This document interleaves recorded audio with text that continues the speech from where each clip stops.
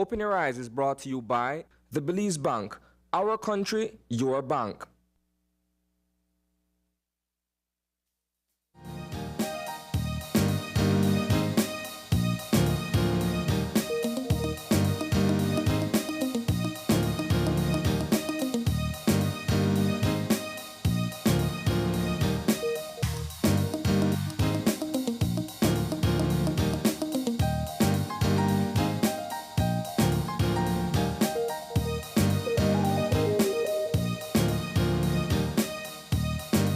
Good morning and welcome to Open Your Eyes. Start your morning right. I'm Sabrina Daly. And I'm Paul Lopez. And Paul, you got the memo. You got the memo this morning. I sent you a text, we're blue and black. Yeah. I woke up this morning and said I'd wear blue and black, and for some reason we were synchronizing mentally. No, this is the new Oya uniform. This is the new. But you know, it matches the logo indeed. The morning skies, the sunshine smile. Although it was a little bit gloomy on my way to work, yes, indeed, the skies are the color of our shirt and blouse blue right now. Yeah. So we're hoping that it stays that way. But yeah, it's a beautiful Tuesday morning, Paul. And of course, we are happy to be here with you guys, wherever you are, at home or at your work if you're already there. Thank you for joining us and starting your morning right here with us. I mean, what better way to start your morning, Sab, than to tune in to Open Your Eyes and to have these conversations with us and to be a part of these very insightful, wonderful discussions that we have lined up for our viewers every single day of the week. We want to jump right into our morning tradition of what's buzzing. And there is a lot buzzing that we could talk about this morning. And so we want to jump right into it, Sabrina. First, beginning with the story that led the newscast last night and has been leading the newscast for the past few days. And I am talking about the sexual assault allegations against worship leader, motivational speaker, Mervyn Boudram. We have aired 2 exclusive interviews. First on Friday, we spoke with a young lady, Kelsey Parham, and then last night, or over the weekend, which was aired last night, we spoke with another individual by the name of Jackie Floto, and she also, both of them, revealed their stories in terms of their alleged encounter with Mervyn Boudram. Kelsey's story dating back to when she was somewhere around 16 years old. That's around 8 to 10 years. And then you had Jackie, whose encounter was about a bit just over 2 decades ago. I have to say, first of all, kudos to both of these young ladies. When I reached out to them, I made it clear that I'm asking for them to have a conversation with us in honor of the victims. I'm asking for them to have a conversation with us so that we could highlight their plight, their situation, and as a result, in hopes that it would encourage other victims to step out and also speak their truth, absence of fear. And so you have to give these young ladies, these women, their props. You have to give them their commendation for speaking out in the manner that they have against this alleged perpetrator, Mervyn Boudram. Now, I have to make mention that in our conversations, or my conversations with these young ladies, both of them made something clear to me. They were like, we aren't speaking out to attack the church. And this is where lines can easily be crossed, because on one end of the conversation, you have what is the church's response to this matter, and then on the other end, you have what are the experiences of the victims.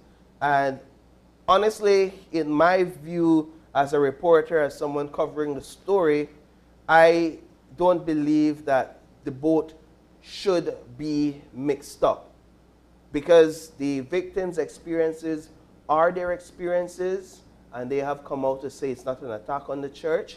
They have come out to say that it's them being courageous to support other victims, to get other victims to know that it's okay for them to speak out, and that's what they have stated. And on the other end, there's the issue with the church, which must be addressed, and of course, it will be addressed with some input from these victims, but it also must be addressed with the leaders themselves, and they must be the ones that speak about the church and what the church will do and how the church will address this issue.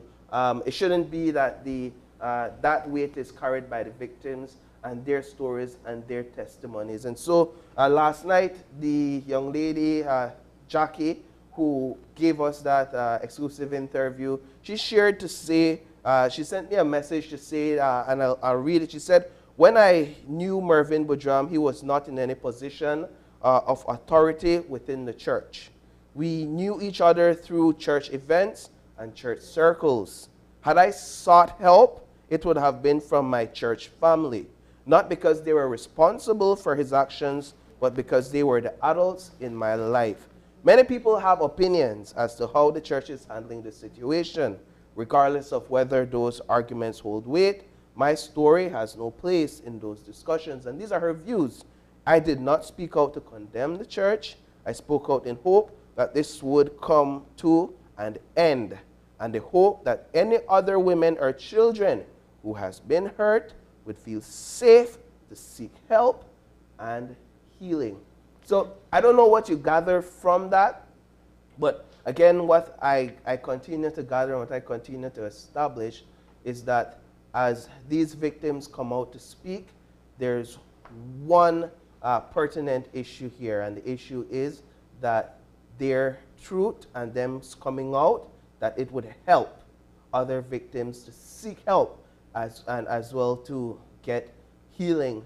Now, the issue of the church must be addressed, because we've reached out to Pastor Scott Sturm to request further details and further information, some clarification, and he's not in country, indicated to us, and that when he gets back, perhaps he will provide an interview to clarify or to throw some questions. We also reached out to the president of the National Evangelical Association of Belize, as well as to Pastor Louis Wade, who is one of the more outspoken church leaders within our societies. And so far, we haven't gotten any sort of extensive discussion on record with any of these individuals. And this is one of those things that we'll continue to press for, to have a conversation with them.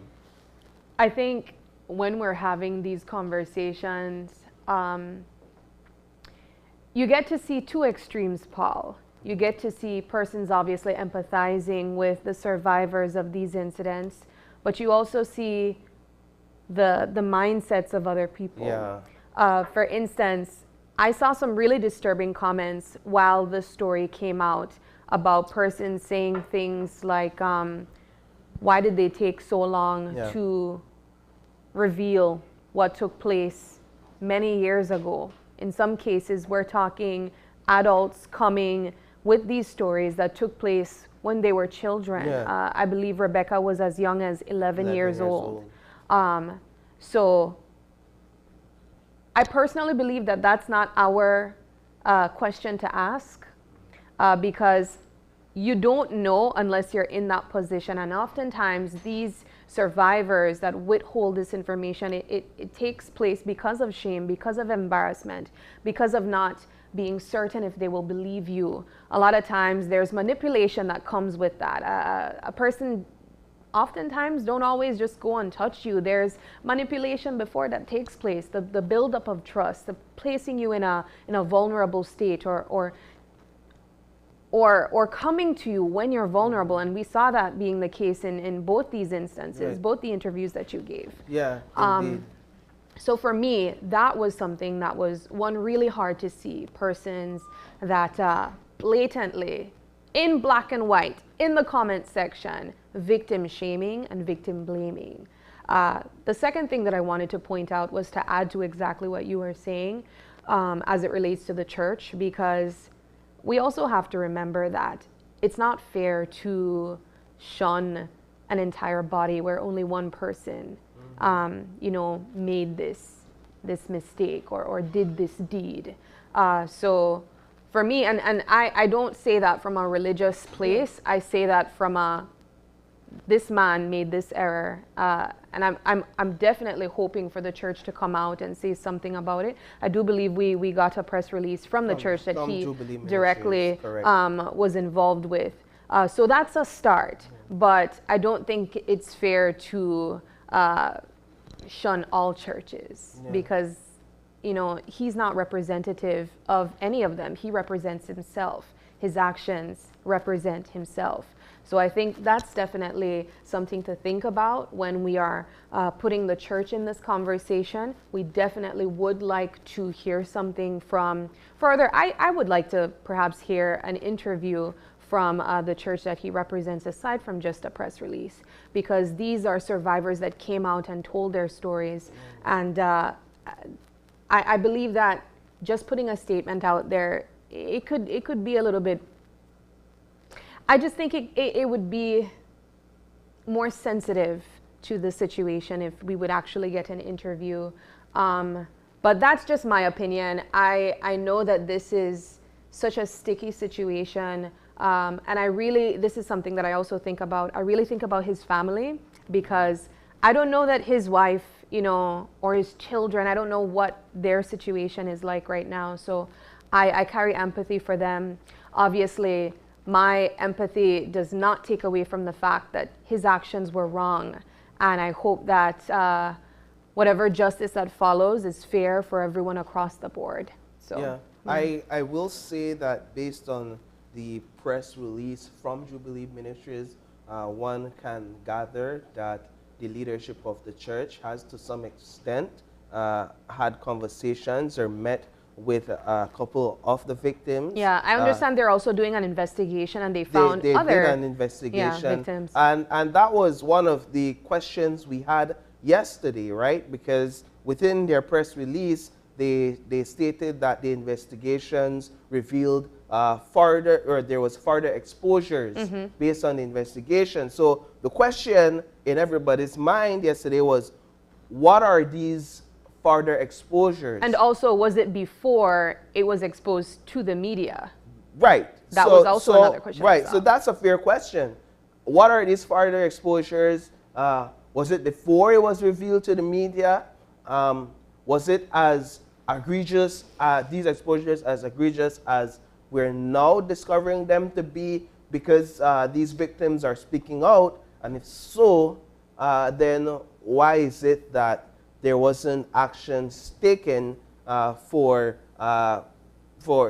at least get the police involved or file a police report? Now, these are questions for the churches to answer, and I can't speak on behalf of them. There needs to be an official conversation on record as to this matter. Now, I will say that we've tried to reach out to the accused, Mervyn Budram, on a number of occasions, a couple occasions, to get comments, and so far there hasn't been any. I can tell you that that legal action is being drafted and that charges are being worked up, and that as soon as those charges are prepared and are levied, we will have that for you. But this conversation continues into tonight's newscast, and I would imagine for the rest of the week, because what it is doing is opening up a can of worms. Yeah. And this will only lead to conversations, perhaps even outside of the church, in sports, maybe. In other areas. In government offices, even within the classroom. I mean, Sabrina, this conversation has only now begun. I want to close on my part by saying that I commend all the survivors that came forward, starting with Rebecca Sturm, making that initial step that obviously followed other survivors. It's never, ever easy to come forward and say that you were abused in this way, especially, as I mentioned, Paul, where victim shaming and victim blaming is always something that seemingly enters the conversation. So I want to commend all the survivors that came forward. You don't have to have been on Channel 5 giving an exclusive interview, but just sharing that you were hurt by this person is really the step that allows other persons that carry that shame to come forward as well. So I want to commend these women for that brave and courageous act that they took, and you know, we're so proud of them. On the second topic, Sab, we want to just move from that tone to a bit more celebratory tone to celebrate last night's victory on the volleyball court. We're talking Were you there? I was not there. You were at home watching. After a long day, I decided to watch on my TV screen, and Team Belize, senior men's national team, secured their first victory last night in this 2023 Central American tournament. A hard-fought victory. I'll tell you that much. It was they experienced a disappointing loss on Sunday night to El Salvador. And that was their first game. That was their first game. So last night was the second. Right, and last night was their second. And after that first game, it had almost concluded that they were nowhere in the sight of gold anymore, because that's this team goal, to get gold. And so after their victory last night, gold is still in sight. Nice. That's the headlines. Gold is still in sight. We won.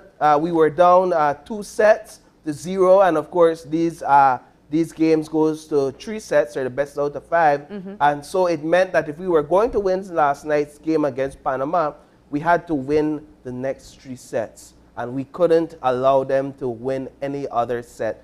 And we did that. Nice. And it showed that this team, contrary to the criticism, has the heart, has the passion, has the courage, and has the will to win. And they also have the talent. And so I want to say big up to Team Belize. Tonight they play against Honduras. So to remain in that gold conversation, it is almost critical that they beat Honduras in 3 sets. Wow. Because of the technicalities of the scoring and the points, they have to get 5 points. And to get 5 points, you have to beat them in 3 sets.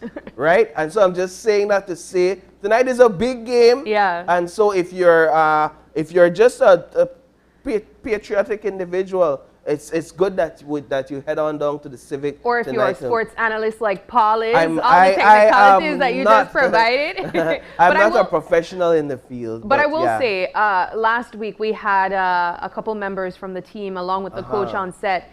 And I remember the coach saying that on paper, Belize is the team to beat. Right. So I'm hoping, and I mean, as you said, they have the talent. They have the skills. We have these guys that have years of experience under their belt, along with Brighton Codd, no stranger to Channel 5 and Open Your Eyes, that even played professionally outside of the country. So I know that we have the potential, Paul, and I'm really, really rooting for these guys. I caught a couple minutes of the show, of the game last night at home. Yeah. But yeah, I'm rooting for them. I'm hoping that we get that gold.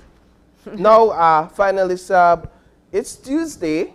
So you know what that means. KTV, the remix. And it continues tonight live inside the Bliss Center for the Performing Arts. I believe we have 5 contestants remaining. And after tonight, that will be cut down. Yeah, by 1. By 1. And then after that, another 1. And then we'll move into the finale moving forward. But I'm looking forward to tonight's show. I'm not too concerned about the numbers. I may have them wrong, but what I'm looking forward to are the performances. Yeah, tonight's Belizean night, Paul. Exactly. We're supposed to see some Lila Vernon, some Andy Palacio, some Super G. Oh my gosh, it's going to be a party at the Bliss. Do we have any Hispanic Belizean artists? I'm asking because I know Aziel. That's his strong point. That's his strong point. And when he brings out that So I'm thinking, who do Selena? No, Selena is not from Belize. No, shoot. Oh, is all she right. from Orange Walk? She may be, you know, we have to check, Paul. But KTV The Remix is tonight. It's on 8 p.m. live from the Bliss, but you can also catch it on our Facebook and our YouTube pages. Don't want to miss that. Yeah, you definitely don't want to miss it. It's also still not too late to purchase those KTV tickets. Of course, you can purchase them right here at Channel 5 on our studios on Coney Drive, but as well as 88 Supermarket? Yeah, shopping center, that's it. Yeah. I could tell where you shop. Publix or Brody's. Bye, Paul. But yeah, check out at 88 or right here at Channel 5 and you can purchase your tickets. They're $5 for adults and $3 for children. Yeah. But yeah, Paul, that's what's buzzing. Of course, though, we're going to move into our eye opener just to get a further boost of positivity. And of course, our eye opener is taken from dailyom.com and it goes like this. While we are on Earth, we are all human beings in different phases of our lives and soul development. As we walk through the world, the people we encounter appear so different from one another. We see babies, elderly, pregnant women, and teenagers. As different as each person seems, they are all living the human experience. They're just at different places in the cycle that begins with birth and ends with death. Every phase of the cycle of life has its gift and its challenges. Each stage is temporary and ultimately gives way to a new phase. This ephemeral quality makes each phase precious because it will never last. Being aware of the cycle of life and our place in it makes us wiser. As we developed a true appreciation for the phase we are in, we can savor it more. A new mother going through a difficult time with her infant can more easily embrace her challenges because she knows that her child will grow up and she will long for this time again. Difficult and challenging periods are inevitable, but like everything that is a part of the cycle of life, they are temporary. When we are fully engaged with life, we get to savor and grow from each phase, and we are ready for the next one when it arrives. Fully embracing wherever you are in the cycle of life is the very essence to happiness, because time does pass, and we all change and grow older. I love this. I love this. So I was reading a passage from a book, right? And there's a story within the book where there's this wise leader, and he came to this rich king, and this rich king summoned him and said, I will pay you anything for you to tell me or give me or impart in me the type of wisdom you have. And the wise leader told him, it will cost you nothing, but it will cost you everything to get what I have. And so he was like, all right, well, give it to me. The next day, the wise leader came back and said, here is the lesson. You must hold this within your mind and your heart all the time. These 4 words. This too shall pass. This too shall pass. And those are the simple foundational words that he gave this rich king, and he told him to use this and remember this every single time, that this too shall pass. And once you capture that and you hold that and you walk with that and you live with that in life, you'll find true happiness and true peace in life. Because in every situation, as it says, time does pass. Yeah.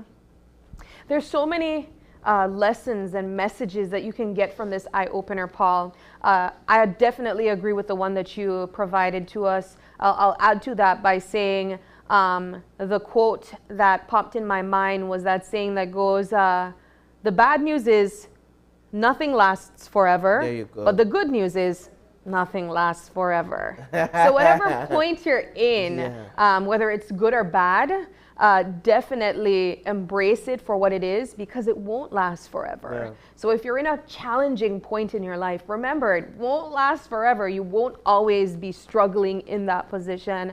Hopefully you're able to evolve, you're able to grow from it.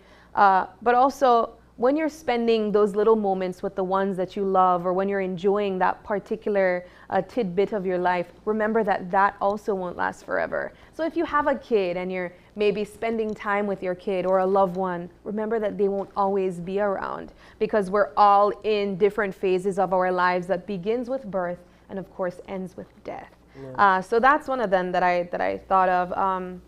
And of course, I'm not able to touch on all the messages that I got from it, but that's one that I want to mention since it ties in with yours. But yeah, we're going to move now into our weather report. And of course, it's taken from the National Meteorological Service, and we have an audio report for you. Good morning, Belize. A light easterly airflow prevails and will support fair conditions. The 24-hour forecast for Belize and her coastal waters calls for mostly sunny skies today, with high temperatures expected to reach 90 degrees Fahrenheit along the coast, to 96 inland and 80 over the mountains. Tonight, skies will be partly cloudy, with low temperatures of 83 degrees Fahrenheit along the coast, to 74 inland and 68 in the higher elevations. Showers or thunderstorms will be isolated except for a few more over the Toledo district. The winds will blow from the east at 5 to 15 knots, and the sea state will be slight. A low tide occur at 10:12 a.m., followed by a high at 4 minutes past 11 in the evening. Another low occurs at 9:16 tonight, and a high at 3:36 a.m. The sun rose at 5:33 a.m. and will set at 6:22 p.m. The moon set at 70 minutes past midday and comes up at 11:47 tonight. The outlook for Wednesday and Wednesday night is for similar weather conditions to prevail. In the sargassum forecast, there is a slightly higher chance for more sargassum mats to drift onto our beaches during the coming days.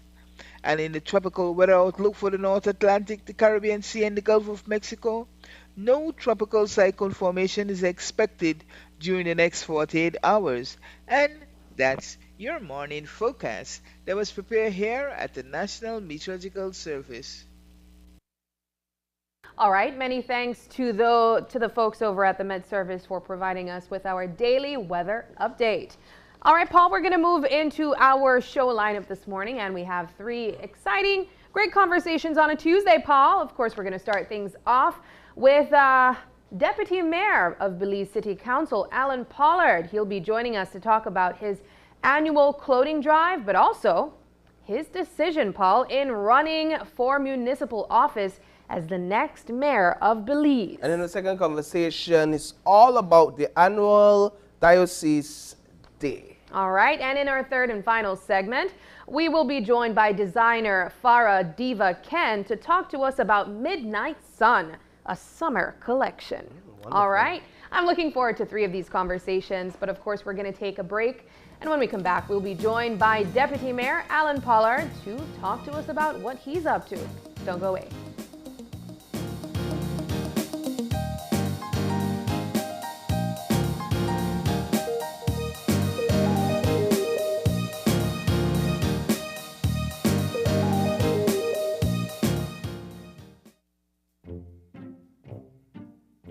Get ready, babe. We're going on a vacation. Finally, where are we going? Don't worry, babe. I have we covered. Are you sure you know where we're going? Yes, babe. Oh, right there, see?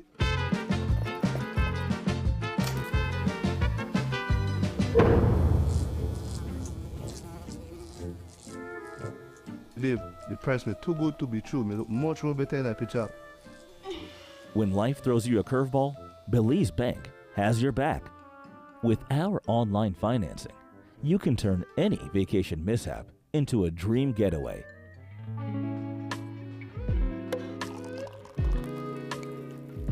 Cheers to Belize Bank for making our dream vacation a reality. Thanks to you, babes, to turn things around. No thanks to you, cheapo. Ouch. Experience the future of financing with Belize Bank online, where you can secure funds for anything, from anywhere, at any time, all without stepping foot in a bank. Apply for a loan today and unlock a world of possibilities. KTV The Remix Season 5, every Tuesday at 8 p.m.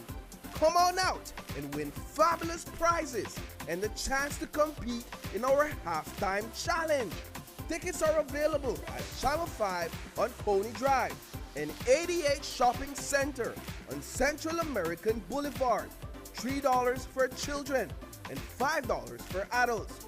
Or catch it live on Channel 5, Facebook, and YouTube every Tuesday at 8 p.m. from the Bliss Center for the Performing Arts. Don't miss KTV The Remix Season 5. It's hot, it's live, and it's only on 5. Belize has the last stronghold of the endangered Antillean manatees in the world, so efforts are critical. That project, specifically its location and the proposal as it relates to the peninsula that they're trying to build, that presents a hazard not just to manatees but other marine species that may travel. We're a research scientific organization. Our arguments or our positions are always based on science, and we have the data, we have the science to show that these animals do traverse along the coast.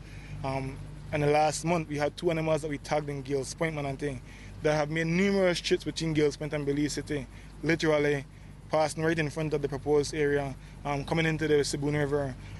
Gales Point Manatee Beach is one of the largest turtle nesting beach in the country, and peninsula will cause erosion downstream and all kind of impact downstream. And over 65% of manatee deaths or incidents occur within that Belize River area. Mainly stemming from the cruise tourism activities, the boating activities, and it's an area that a tourism project of that magnitude will definitely have huge boat traffic and disruption of a natural area, and it would affect manatees that use this area currently. And we're not asking for a perfect project, but we're asking for one that we, the Belizean people and environmental organization, can stomach, that we can rebound from, that we're not just destroying the very same thing that we are trying to sell. The Northern Lagoon area as well is an area heavily used by manatees that is within the influence zone. Southern Lagoon, which is one of the highest density areas as it relates to manatees, one of the most important areas for manatees. And so while manatees happily thread the Belize District coastline, as they have for millennia, they do so unaware of the decisions being made in Belmopan and how they could forever remap their underwater world, with the peninsula dropped right onto the main vein of manatee existence, for a port that, at least for them, will be far less than magical.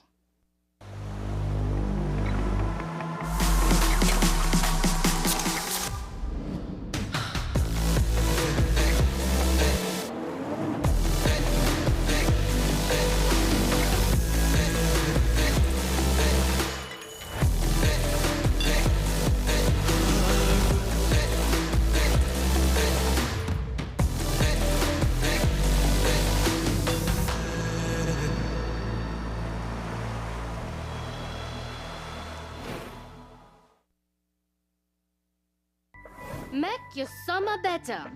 Over $30,000 in cash and prizes with Smart Summer Sweepstakes. Here's how you can enter for a chance to win. Sign up for a smart postpaid, broadband, or VoIP plan. Use $100 or more regular prepaid credit. Do a SIM swap or text in to the shark code 786. In the body of the message, enter the number of entries you would like to purchase. No waste no time. You can be the winner of weekly prizes. All methods give you more chances to win. Local airline tickets, overnight stays at numerous resorts, cash prizes, gift certificates, and much, much more. One lucky person will win the grand prize valued at $10,000, courtesy of Smart and the Belize Tourism Board. Promotion ends September 15th. So make your summer better by getting in the race to win with Smart's Summer Sweepstakes. Smart, bringing people together. The new school year is almost here, so it's time to end the summer with a bang. Come see kids from all over the country while they take center stage to show off their talent on Open Your Eyes Summerfest 2023. That's right, mark your calendars. Friday, August 18th at 6:30 a.m. at Channel 5 on Kona Drive. Come and start your morning right with kids singing and dancing. Also, come take advantage of great food, entertainment, and loads of back-to-school giveaways, including gifts for the first 100 kids who enter the fest. And the best thing of all, entrance is free. So, what are you waiting for? Set your alarm and pencil in that date because Summerfest 2023 is one event you don't want to miss.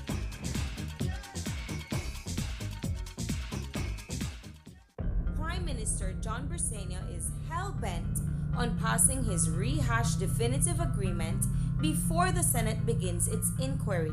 I hope that it should be ready for the cabinet to discuss, and if the cabinet approves it, then it will go to the House for it to be passed on into law.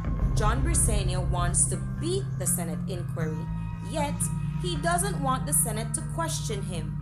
He thinks he's above the law. There's no reason for him to be called. Actually, remember, we need to remind everybody that cabinet discussions are confidential, and that not even a Senate inquiry can ask for ministers or to go and discuss what is discussed in cabinet, because then once you do that, then that means that ministers are going to be very careful as to how they speak in the cabinet. So I'm not sure if I'm going to be called, and there's no reason to call me. Wrong, Mr. Prime Minister. Section 61A 2H of the Belize Constitution says that the Senate can summon any minister, including you, Mr. Prime Minister. Why does John Briseno want to ram through his repulsive, rehashed definitive agreement without being accountable to the Senate?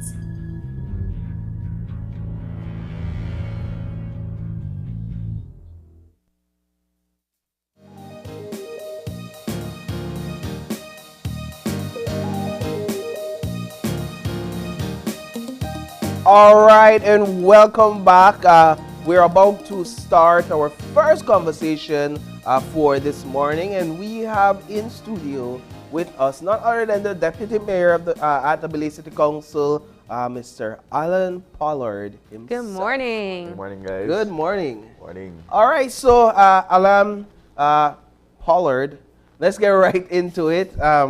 Sorry, I'm so accustomed to having conversations with you. You're such a chill guy that I might refer to you by your first name at times. That's completely fine. And I'm sure it's completely fine. Completely fine. But brother, first of all, let's get right into this annual clothing drive that you have. Let's talk about the vision behind it and initially how it began. Well, morning to all viewers. Morning, guys. Thanks for having me. The clothing drive this one is our second edition doing it. It started out as just, my family taking the initiative to, give back to the community amongst ourselves. And we usually have stuff from outside, from the States, from family members, and, we try to identify the people who we believe that are in need and ensure that they get quality stuff. So when I was running in the Queen Square division back in the last general election, we thought about it, and I said to my peers, what if we invite others to donate, and then that way we could reach a wider amount of families, right? And we did it the first time, just amongst us, and it was the feedback that we've got. The amount of people that came out and how quickly the clothes disappeared. I mean, it just showed how grateful people were to have the opportunity to, come in, select what they like, and just walk away with a fresh wardrobe. And I think that was something that for us to engaging as a family and as a committee, I think that it's only right that we continue that and make it bigger, and that's the overall idea for this one, to make it as big as possible, to touch as many families as possible. There's a lot of people out there who, you know, oftentimes we take for granted the small things in life, like the ability to choose what you want to wear today. That was something where we, you know, take for granted as you know, more fortunate people. But there are a lot of people who, you know, they have limited shirts, limited clothes, undergarments, like, you know, they're not stuff where people take for granted oftentimes. And, you know, just being out there, being involved in the process of selecting the items for them, it's a great feeling, you know, to know that you're giving back to your community. This clothing drive is just an example of how you have been so involved in your community, and I'm sure which was a part of your decision to, you know, run for politics at such a young age. I want to tie that in because aside from being an active member of your community, you also want to affect change. So let's talk about your decision to take that bold step and be a part of politics. Yeah. Bold step indeed, and I think it was at a time where most politicians weren't as young, right? We had older politicians for quite some time, and I think that has always been like a thought behind, like the back of my head, right? To say, you know, maybe later on in life, you know, I would jump in the race, but once the opportunity presented itself, and, you know, after praying and consulting with family members and hearing just the thoughts that they had and how much they support me, it's something that, you know, I never really imagined happening so soon. Right? So it was definitely a bold step. It was definitely coming out of the comfort zone, and I think that I have done that in a way whereby now younger folks could look at it and say, listen, if Alan could do it, I could do it. You know, it's not as scary anymore, right? And I've made that absolutely clear to them, especially at the council level, where, you know, we've flawlessly executed that. And at the same time, it's not only about putting yourself forward, but at the same time, making sure that you are a good example, making sure that you carry yourself a certain way, and make sure that you're always excelling in the face of thousands who want to do the same. And so that's for me, my overall motivation is when I'm seeing more people involved, when I'm getting messages from younger people who want to get involved in the process. That's the rewarding thing for me. So so far, no regrets, and I think that most young people now they're getting there, and we're seeing youth participation on many levels now. And it's just about breaking the barriers on the general level now and national politics. And I think we're getting to that point. Is it that at the heart of being a political leader, you must have a desire to serve your people as you're doing through this clothing drive? Correct. Because some would imagine that as young as you are, or the younger you enter politics, that the desire may be there more so to make money off of it, or to enrich yourself. But I'm gathering more and more while looking at you as an example and others that there isn't a lot of money there to even enrich yourself unless you're involved in corruption. That is a huge misconception, and I would want to use this platform to discourage anyone who has that idea, right? I could tell you, for me, if I haven't enjoyed the support of a supportive family and good friends and a great network, I think I would have been done in one term. There's no money there, guys. You literally, everything you have, it's about service, like you said, that desire to serve and to be involved in a community. And I could tell you off the bat, everything that I have is no longer for me, right? So it's definitely about making sure that you're making that sacrifice for everybody, because things happen spontaneously. And if you say you care about people, and you say you love people, and you say you want better for your community, it's extremely difficult to say no. No is not an option. So it's not a matter of enriching yourself or making money, because if you're thinking about longevity any at all, you know that, listen, what I have is no longer for me, that's about we, right? And my family takes someone elected to, and they support me, they help me, friends, and of course the community too. So for me, I don't have a lot, right? And I never born with no gold spoon or no millions of dollars. So like this clothing drive, the entire concept of coming together, bringing people together and helping others. So I might not have it. We can't always rely on government support, but I think if each one of us come together, we could make a significant impact in our communities. Right? So let's talk a bit about how the clothing drive works, how individuals can participate, what's the setup like on the day of, where can persons go to get clothing. Give us the rundown in terms of how it works. So we have on the flyer, we have a contact number that is specifically for the clothing drive. So anybody who have items who want to donate, please contact the number, call us, text us, and we do all the pickups ourselves. Okay. So we come to your house, we pick up the items from you, and we have a vetting process where we skim through the clothing and making sure that we have proper clothes for people, right? We don't want to make it feel like, just because we're poor means we are give anybody anything, right? We make sure that people have nice quality items. We make sure that it's the best of the best. And, making sure that we look good at the end of the day, right? And then, so it's Saturday, August the 12th, at the St. John's Anglican Basketball Court. This is in the Queen Square constituency. But of course, it's open to anybody in the public.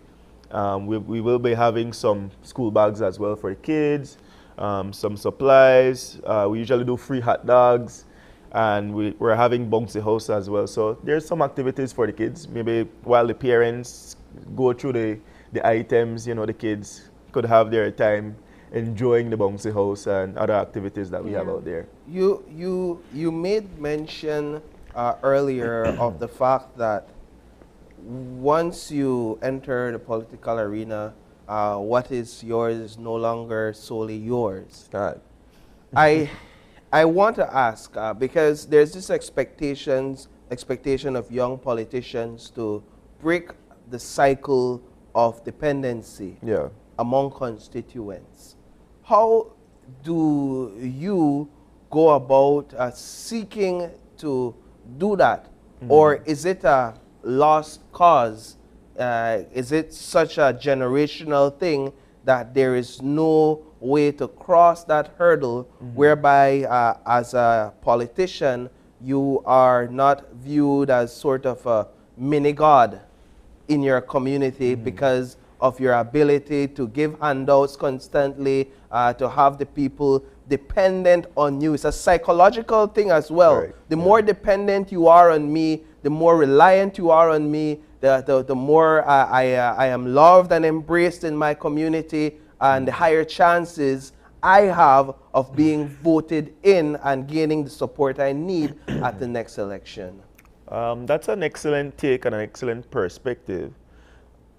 When you are in the community, right, and I think personally what has always been my strength, it's not the ability to give, it's the ability to be there, right? And I think because primarily I'm from Southside Belize City, so there's no going around that for me, right? So when I wake up in the morning, I wake up past Southside. When I go home, I sleep past Southside. So just my commute to work, I have to pass these communities, right? So I wouldn't necessarily call it a lost cause. And when you think about dependency, they're like, all right, well, that every day I give you something, which is not the case.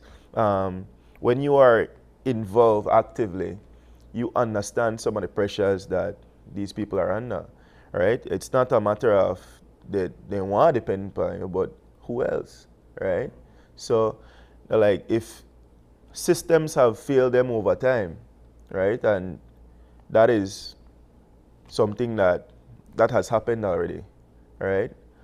But making sure that people that look like you, right? People, at the end of the day, they're people. They're not poor people, and they're people just like me and you, right? So making sure that, listen, when you walk in our house and you have 4 kids, 4 young kids, 1 single mother, trying her absolute best, a complete juggling act, right? I call it magic and all, right?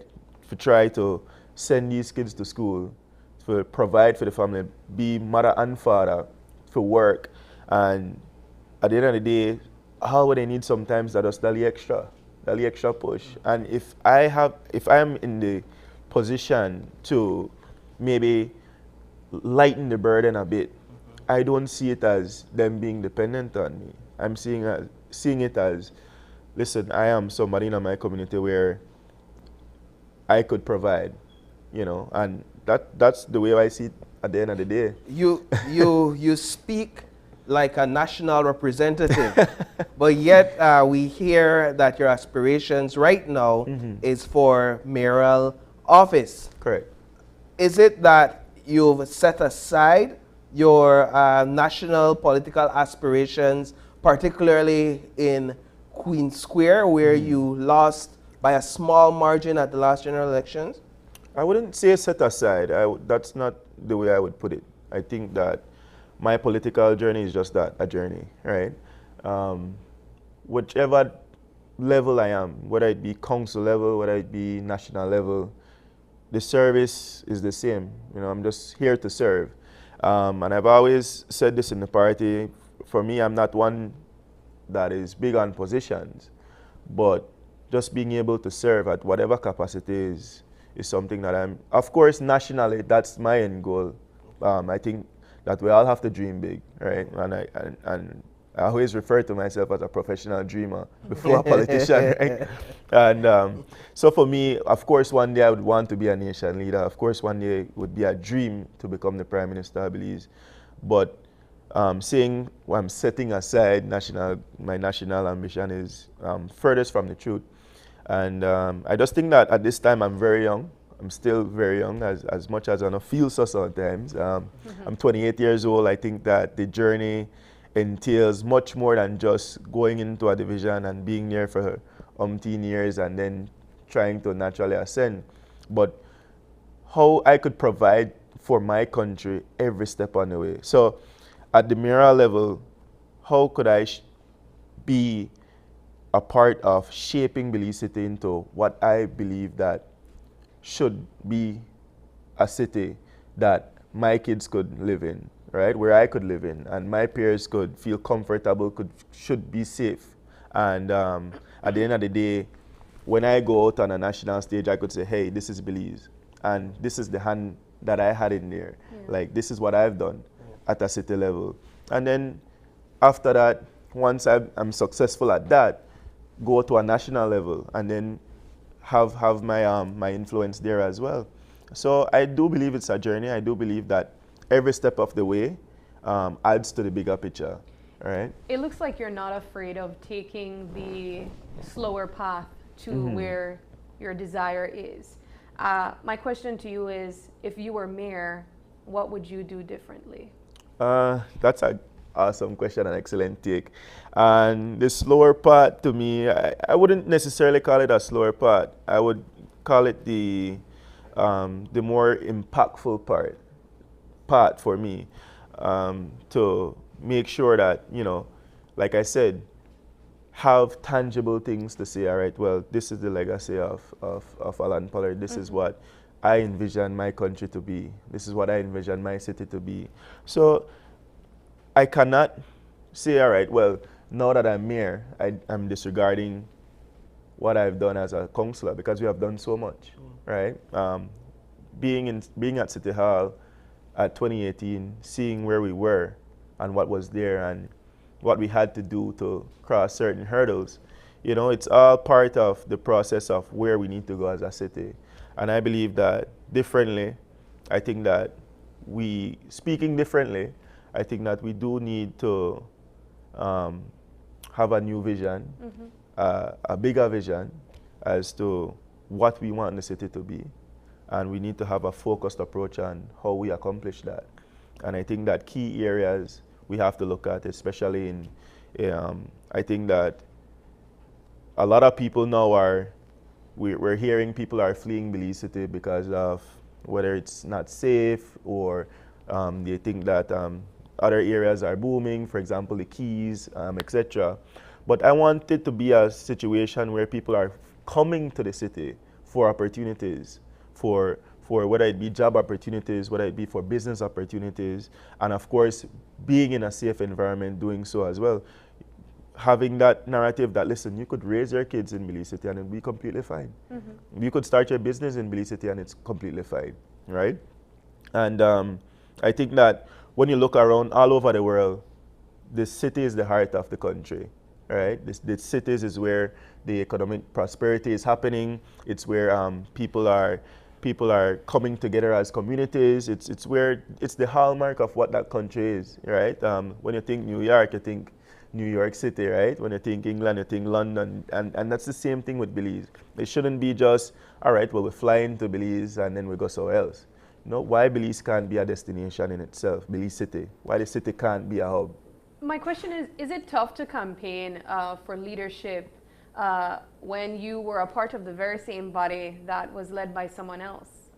I wouldn't say that. I think what makes it easier is that comparing when I'm campaigning now to when I was campaigning 2018, you know, it's easy to point fingers and say, all right, well, the guys that do nothing, give me a chance, whatever. No, I'm campaigning from a much more informed standpoint, right? It's not propaganda. It's not just nice words to make your call to the polls. It's literally knowing what the situation is and exactly how I could be the change that I believe that is needed, right? From a much more informed standpoint. And I think that that is something that we should expect from all our politicians.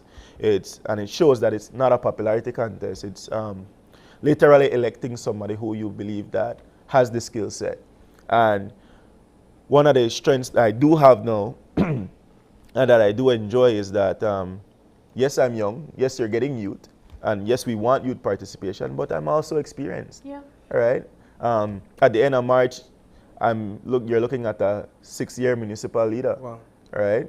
So really? It doesn't even seem that It doesn't much. seem So that way, you but it is. entered the arena at the age of 23. 23. 23. 23, yeah. Yes. And Wow. I'm 28 years old now. Yeah. Sorry, I thought he said 23. Yeah. I'm 28 years old. So I literally, City Council has raised me in a sense, right? Most of the people that I know, that I'm familiar with, a lot that I've learned from staff. Most of the people that are staff became my friends, became close family. So I've been raised in this environment, right? And the experience and the wealth of knowledge that I have now is something that is completely invaluable. And, you know, I owe a lot of my personal development and character development to City Hall, you know. And so that's the experience that you know, you can't buy that. Right? Yeah, I think the future possibilities is wide open for you as a young politician. There's many more roads to trod, many more challenges to face, and many more opportunities to grab a hold of. Your mayor indicated publicly that he will not run in a convention. Correct. Given that you've placed your hat in the ring, what's your thoughts on his comments? Among others. Yeah, among others, clearly. Yeah. My thought is that I always believe that as men, every man reserves the right to whatever position that they have, right? That's the freedom that we enjoy as a free society, as a politically stable society and country. And he reserves that right. And I think that if that's the way how he feels and that's his prerogative, then, you know, I think that that's fair. That's a fair call on his part. His idea is that he has came in, he has done his part and accomplished what he has accomplished. And so convention to him is not a necessary route that he believes that he should take. And that is fair. And he reserves that right. Me, on the other hand, I'm saying if that's the route that the party will take, and that's usually the route, I'm willing to participate. You know, I'm not asking for much. I'm just I'm just participating in the process, the due process, and I reserve that right as well. And that's the thing. As grown men, as leaders, we have to make sure that everything that we're doing is, of course, with respect to whatever the governing constitution of whatever party is and the country at the end of the day. And we all reserve the right to hold whatever position that we hold. And I think that Mayor has been consistent in his messaging on that. And he has been firm on his stance. So he reserves that right. And do you think it's coming from a place of hurt or some of that say pettiness? I wouldn't say that. Why would you?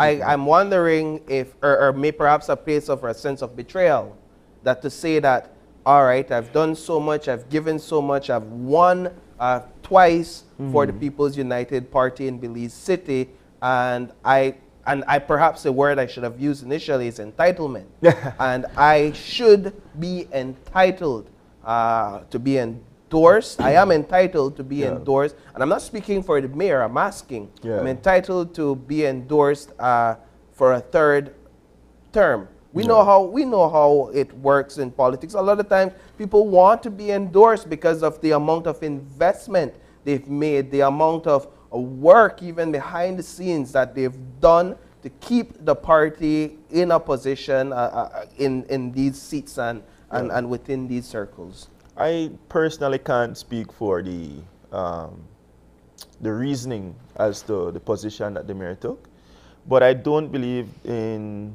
that there's anything along the lines of petty or entitled or anything like that. This position has been said publicly long before before the application process has opened. Period, right? So that's just his personal position and the reasoning behind it, and I'm sure that comes from consultation with himself, his God, and his family. So I can't speak on that. All right. Well, Alan, we're just about out of time, so I just want to take it back to the annual clothing drive that's about to take place. You can just remind us again the date, how people can reach out to you to support. All right. I'm sure you guys have the flyer, right? So Saturday, August the 12th, St. John's Anglican basketball court. That is on Amara and Euphrates, between both. And it starts at, we're going to be out there from 10 a.m. Please come out, bring your kids. I know you could find something for the family, something for yourself, something for the kids. And if you want to donate, the number is on the screen right now. I believe it's 608-6582. Call us. We will come to your house. You don't have to burn gas. You don't have to catch bus. You don't have to get no taxi. We will come for it. Just separate the clothes. I was separated. Okay, you just Alan, put it. I will come for it personally. I will come for it personally for your house. And we were separated. We will do everything. And of course, I just want to encourage you guys. The more you give, the more God will bless you. Right. And of course, we can't always think about government taking care of everybody. Yeah. We have to start to think that, you know, together as a people, we could look out for each other and accomplish some of the necessary changes we need to see in our society. Alan, thank you so much for joining us, for sharing and talking about your aspirations for Mayor of Belize City. We wish you all the best, especially with your clothing drive that's about to take place. Yes, thank you. I appreciate it, guys. Thanks. All right, we're going to take a break, and when we come back, we will be joined by members of the Diocese to talk about annual Diocese Day. Don't go away.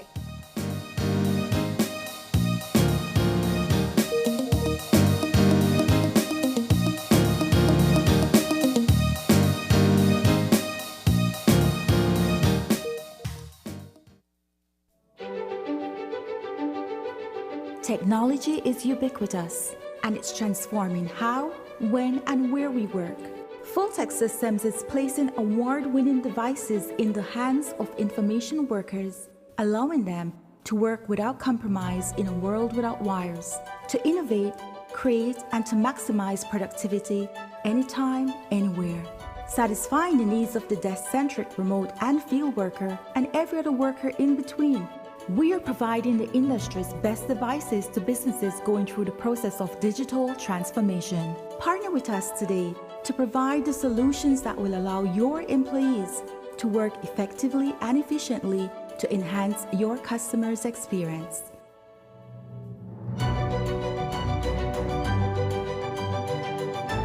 Full-Tech Systems, your technology center, where you'll come for the price, but stay for the service.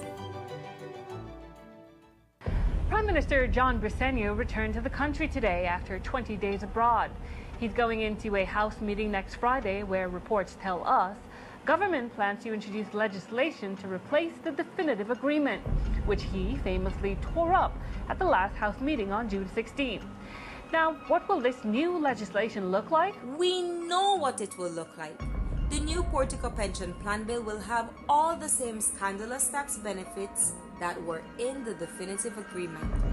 It will pretend to be available to all developers who invest over a certain amount. But in reality, it will be a special law for Portico. The Prime Minister says it's going to be done transparently. We've been discussing with all the stakeholders. But that is a barefaced lie. Only Portico and Royal Caribbean have been consulted. Neither FECTAB, State Bank, nor Waterloo have been consulted. The Prime Minister and Chris Cowie detect all a wee fikunumunu with this Portico Pension Plan Bill. Will Cabinet say no to the pension plan for the boys? Will House members stand for Portico, or will they stand for the people?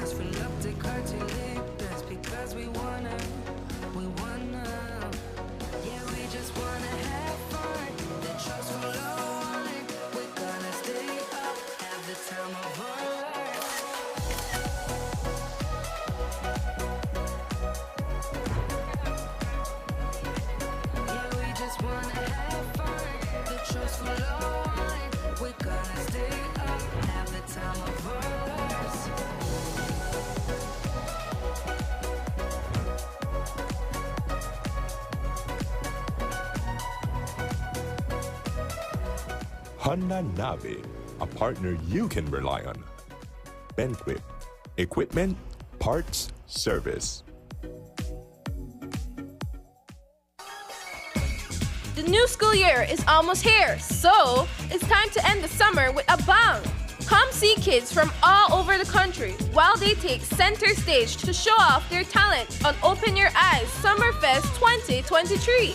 That's right, mark your calendars. Friday, August 18th at 6:30 a.m. at Channel 5 on Kona Drive. Come and start your morning right with kids singing and dancing. Also, come take advantage of great food, entertainment, and loads of back-to-school giveaways, including gifts for the first 100 kids who enter the fest. And the best thing of all, entrance is free. So, what are you waiting for? Set your alarm and pencil in that date because Summerfest 2023 is one event you don't want to miss.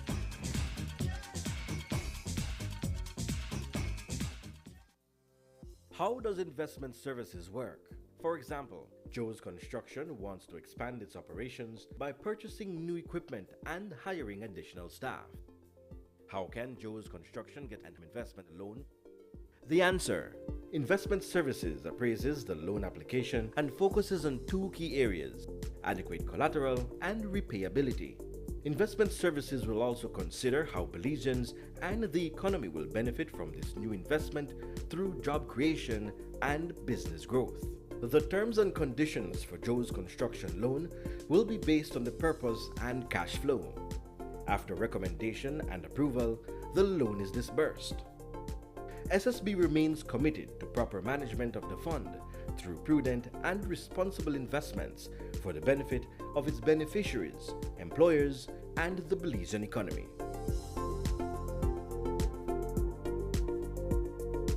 Social Security Board, an investment for you, your family, your future. Belize has the last stronghold of the endangered Antillean manatees in the world, so efforts are critical. That project, specifically its location and the proposal as it relates to the peninsula that they're trying to build, that presents a hazard not just to manatees but other marine species that may travel. We're a research scientific organization. Our arguments or our positions are always based on science, and we have the data, we have the science to show that these animals do traverse along the coast. And the last month we had 2 animals that we tagged in Gales Point manatee that have made numerous trips between Gales Point and Belize City, literally passing right in front of the proposed area, coming into the Sibun River. Gales Point Manatee Beach is one of the largest turtle nesting beach in the country, and peninsula will cause erosion downstream and all kind of impact downstream. And over 65% of manatee deaths or incidents occur within that Belize River area. Mainly stemming from the cruise tourism activities, the boating activities, and it's an area that a tourism project of that magnitude will definitely have huge boat traffic and disruption of a natural area, and it would affect manatees that use this area currently.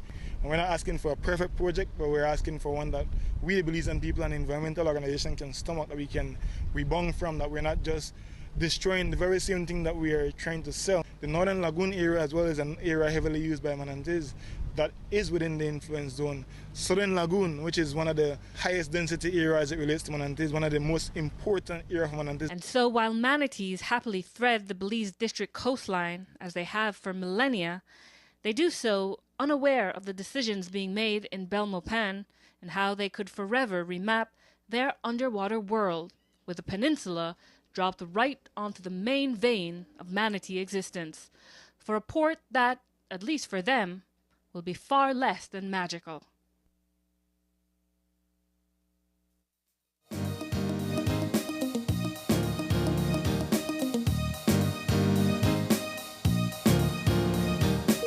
Welcome back. We are moving into our second conversation for the morning, and this one is all about the annual Diocese Day. Diocese Day will be celebrated on Sunday, August 13th. And of course, we have with us 3 representatives to talk to us about Diocese Day and what you can expect. With us, we have Bishop himself, Bishop Philip Wright, the Bishop of the Anglican Diocese of Belize.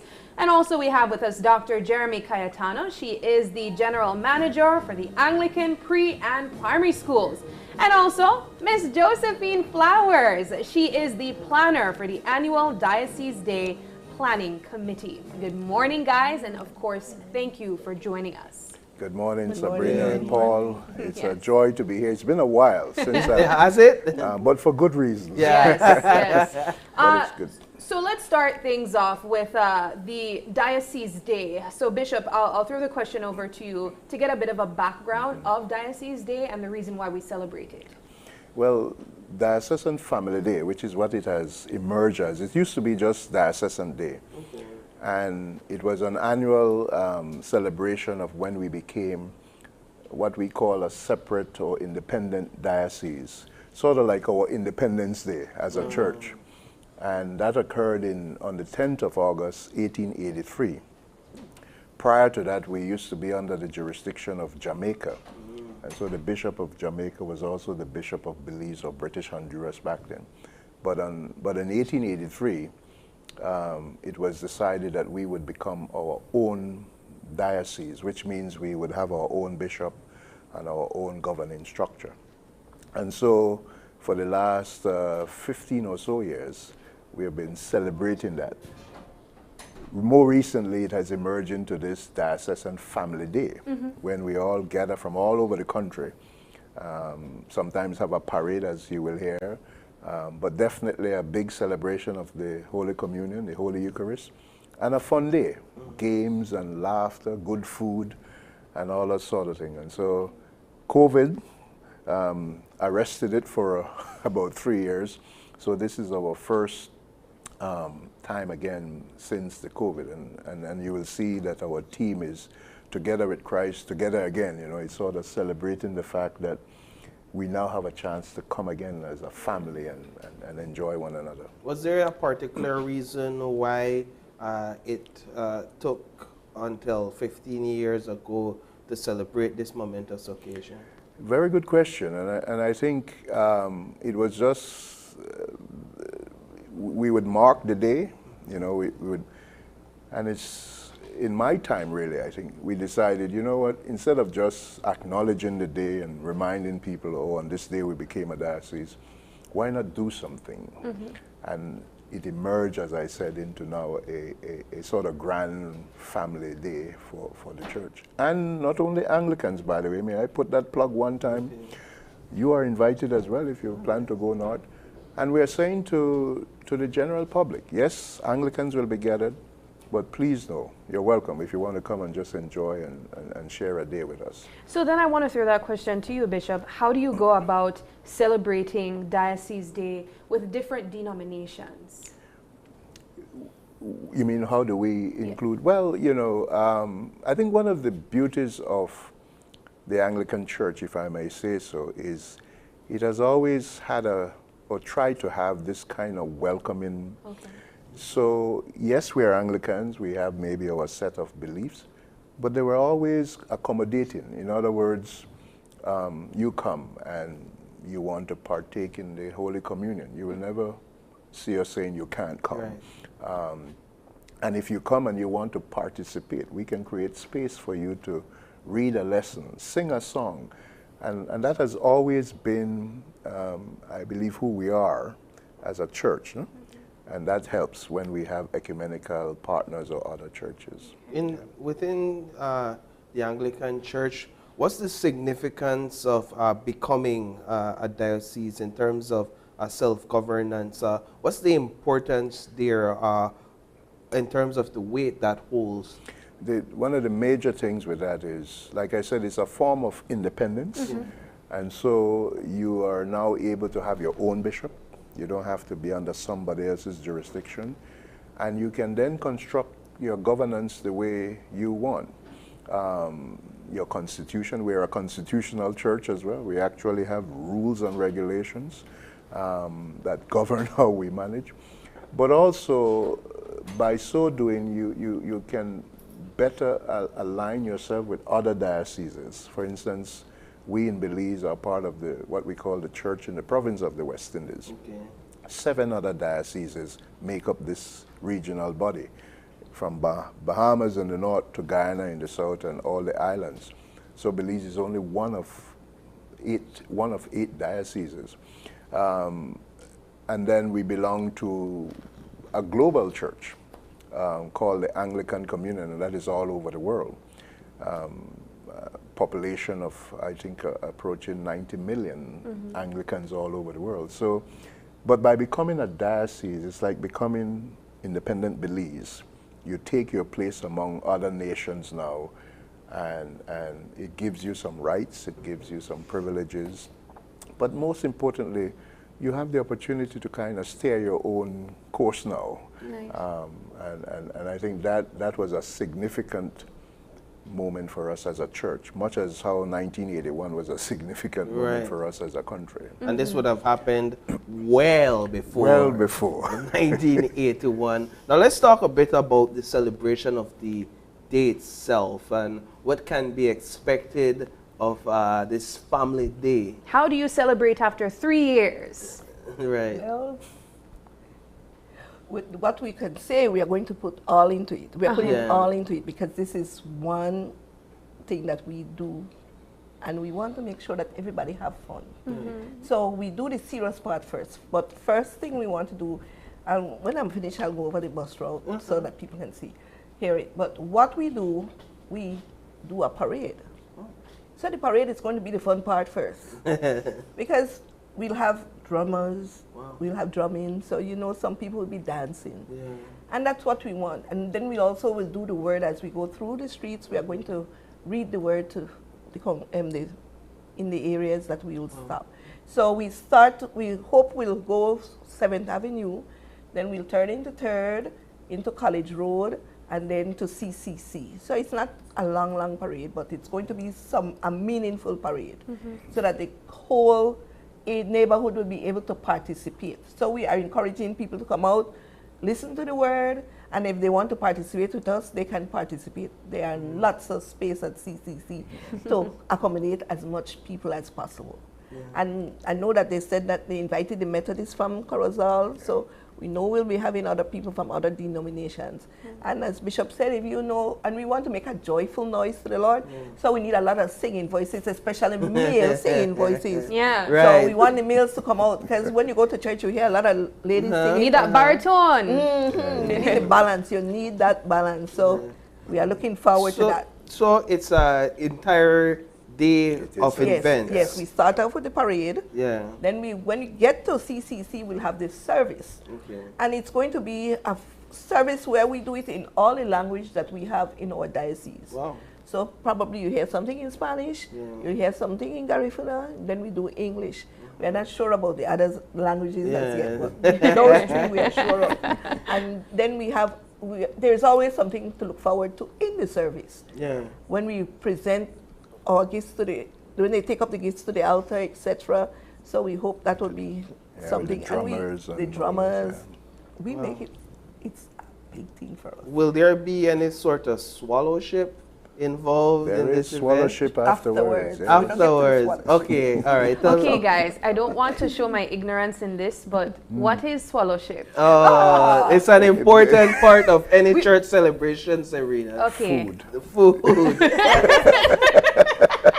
I was wondering as well. That makes sense now. His term, by the way. There's fellowship and then there's Wow, you are funny. Yes. Right? But I'll take the. Or you can finish the show. And then, well, the bishop is in charge of the service, but Father Stone from Corozal is also going to be an integral part. And then there will be all our ministers or priests, whatever we call them.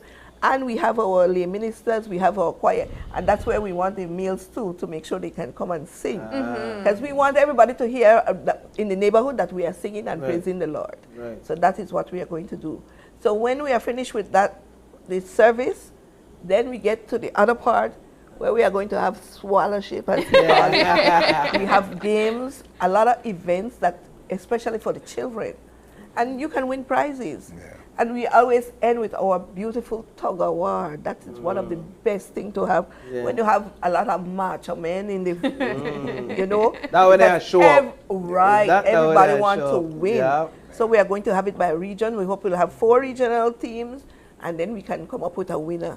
And we'll have some prizes. We don't have a lot of prizes, but we have ribbons for everybody. All right. And for the children, we are looking for other gifts or gifts to them, because we want to encourage our youth to participate. Now, I understand that for those who want to go and aren't too sure about how they'll get to the location, that there's transportation available. Free transportation. Free transportation. So we have a lot of buses going.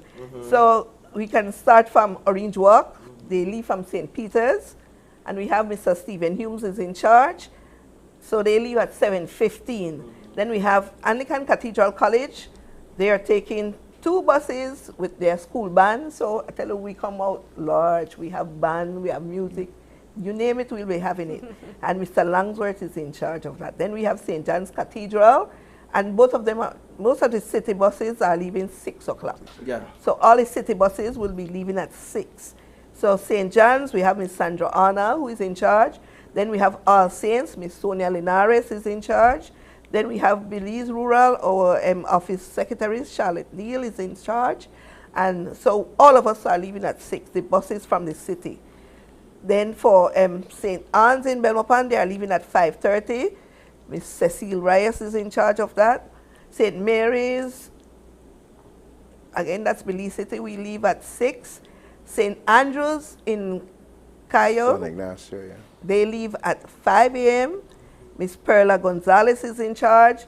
St. Agnes, that is in Mahogany Heights, they leave 5:30, and Mahogany Heights is bringing out their band too. Wonderful. So, and Miss Ina Willoughby is in charge. St. Hilda's, Georgeville, where? Georgeville. Yes, Georgeville. They leave at 5:25, and Miss Jane Martinez is in charge. Then we have St. John Memorial, Wayne Placencia. Yeah, wow. They are coming up. They leave at 5. Reverend Dawson is in charge. It's all over the country. Yes. For the country, And then yeah. Christ the King in Dangriga.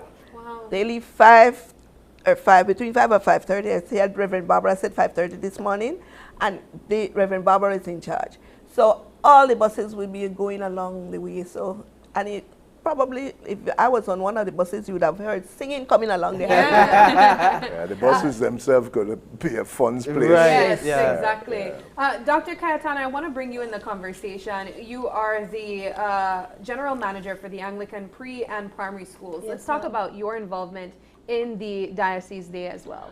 All right, so we have 18 schools, and some of them are attached to preschools, and we are definitely members of the Anglican family. We have to make that clear. We are school and we're into education and all of that, but we are all members of the Anglican community. We are excited and we are happy that the schools have responded, and we will have our teachers and we will have our students, and we will even have some of their parents coming, and we'll be involved all the way. We'll be involved in the parade. We'll be in our uniforms. For the most part, we'll be in our uniforms. We'll be involved in the parade. We're going to be involved in the church service. And of course, we're going to have fun in the children's section and be a part of the games and win some of those prizes that Ms. Josephine was talking about. So we are encouraging our schools. Again, we are members of the Anglican family, and it's Anglican Family Day, so the school family joins with the church family, and we are going to be a What's the mission of the diocese in these schools? What is the mission and the aim? All right. We could always offer general education to students and so on, and they will learn and etc. But we believe fundamentally that having Christ-centered schools and teaching the way of Christ in the schools makes a difference at the end of the day with the students who will be members of the adult members of the community later on.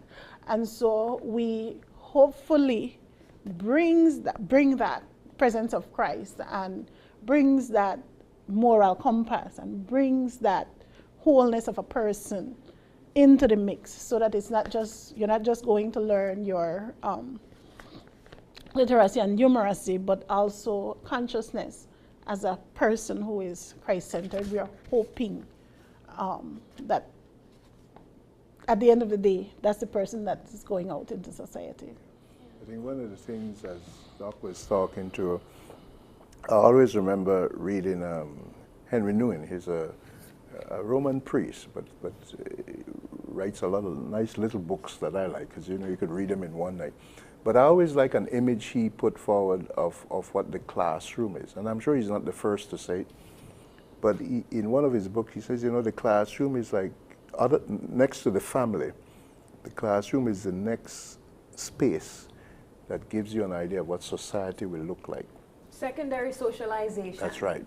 And so the relationships you encourage or discourage in the classroom will largely reflect what your society becomes. And so if you can have a component of that space that gives emphasis to morality and the treatment of each other equally, you can't go wrong as a society in the long run. And I think the church is uniquely positioned, not only the church, but the church is uniquely positioned to offer that kind of guidance and we know it's desperately needed in the times in which we live. No? What's as you continue to serve in your capacity, and we're talking about your celebration of becoming a diocese, what's the vision moving forward for the diocese? Well, we would like to know that we can continue to be a part of the development of this country and its people. I mean, we've been here, the Anglican Church, for better or worse, we've been here from literally the beginning. Historical records would suggest that the Anglican Church had a presence in this area going back to perhaps the early 1700s. Well, we came with the English enterprise. And there is, you know, you can always make judgments as to the slavery days, all those things. The fact, though, is that the church has been a part of the development of this country, along with others, of course. And we do hope that we can continue to do that, whether through the schools and through our social outreach programs, which we do a lot of good work in the community, and maybe just being this kind of, what we say, a sort of beacon, a compass of sorts to say, this is the better way to go.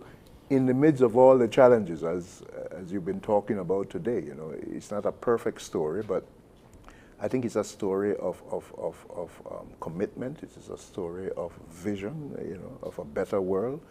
And yeah, we hope we can play a small part in that, along with others. One thing with the Anglican Church, it never tricks itself into thinking it's the only one. Yeah. we are working with others. We're all on a journey towards a better place, right? Yeah, and just speaking about that community, you're not alone. I'd like to divert just for a bit to get your take on one of the more hot button topics that's taking place within the church community as a whole, the body as a whole, in terms of allegations of sexual abuse within the church. And the question as to whether or not this is a prevalent issue within the body, and the adequate, an adequate church response should look like. Well, as you know, I mean, every time it happens, it grabs the headlines, obviously, and for good reasons. You know, the church, you'll have people who have their own feelings towards the church, whether positive or negative, and they will join the bandwagon. And so we've been down this road many times, unfortunately. And I think the thing to look for, though, is that the church clearly indicates it has zero tolerance for this kind of behavior, whether it's of the nature that is being alleged or messing with children, you name it. I think we need to note that the church has zero tolerance for that. Secondly, though, there are a lot of hurting people in these things, and the church as a community that is supposed to advocate healing and restoration and so on must reach out to those who have been, I don't know if victim is the right word, but you know, those who have been harmed by these things. The church also has to hold those accountable, the perpetrators, you know, wherever they come from. And I think also something we've learned over the years is you can't hide this thing. The church needs to confront it, come clear with it, admit to its own failings, and take steps to correct it and make sure it doesn't happen again. Having said that, as you and I know, we're working with human nature too, and the church is filled with fallen, broken, imperfect beings just like everybody else, but it's how we respond. And I think that is where if there's a judgment to be placed, it's to see how the church responds to these things. Acknowledge it, reach out to those who have been affected, hold perpetrators accountable, and somehow help the larger community, because these things end up hurting the whole community. Help that community towards reconciliation and healing and hopefully a better place.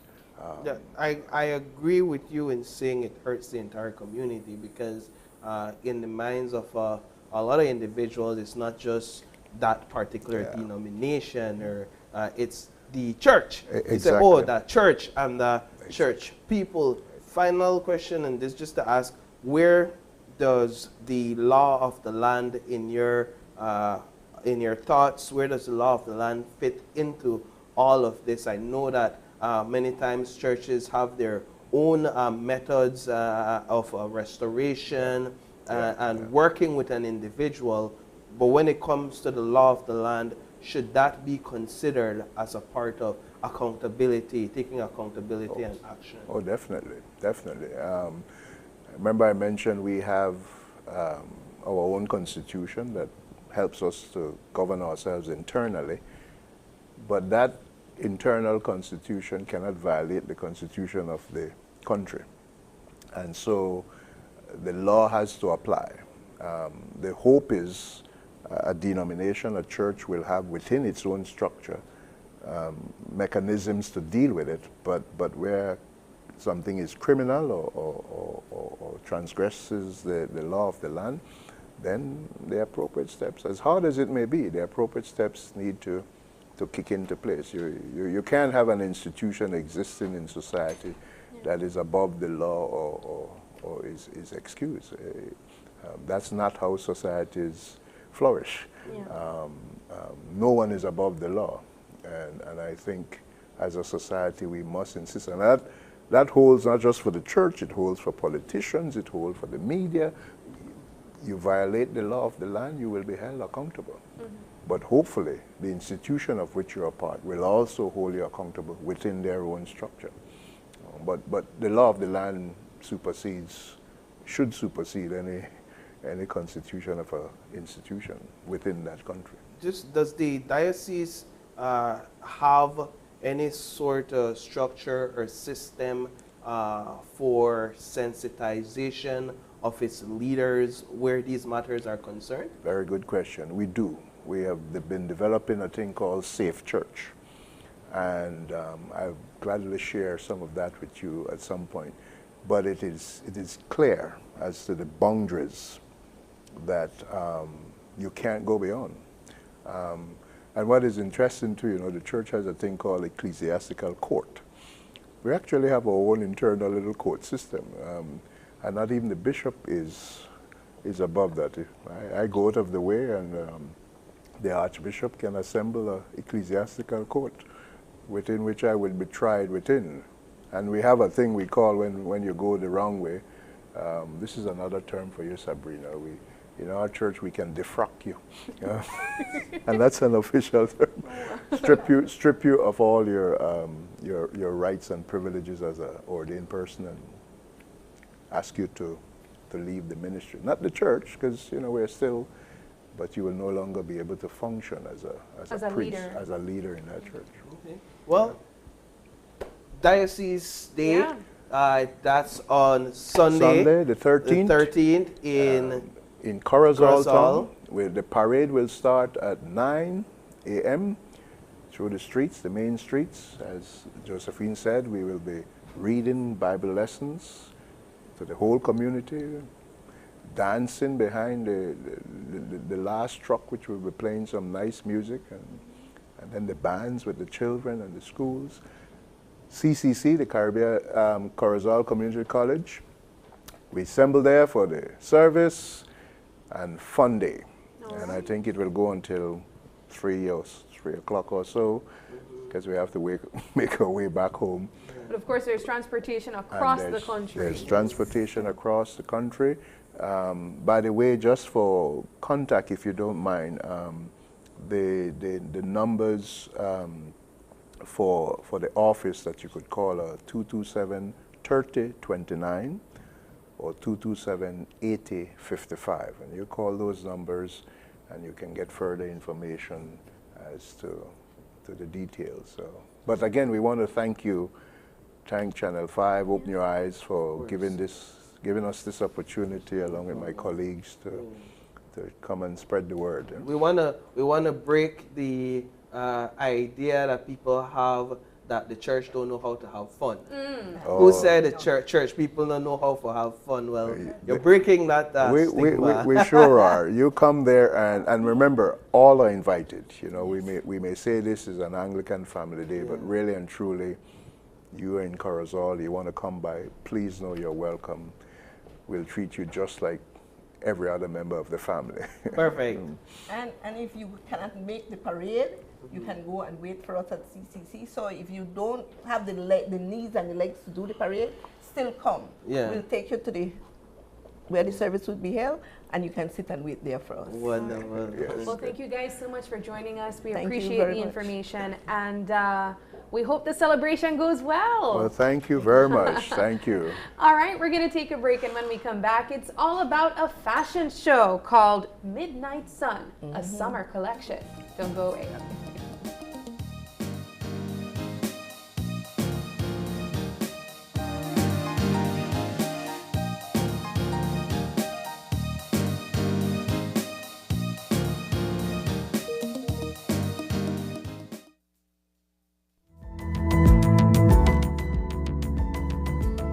Smart introduces Real Unlimited Postpaid Plans, providing customers with unlimited talk, unlimited text, and unlimited data.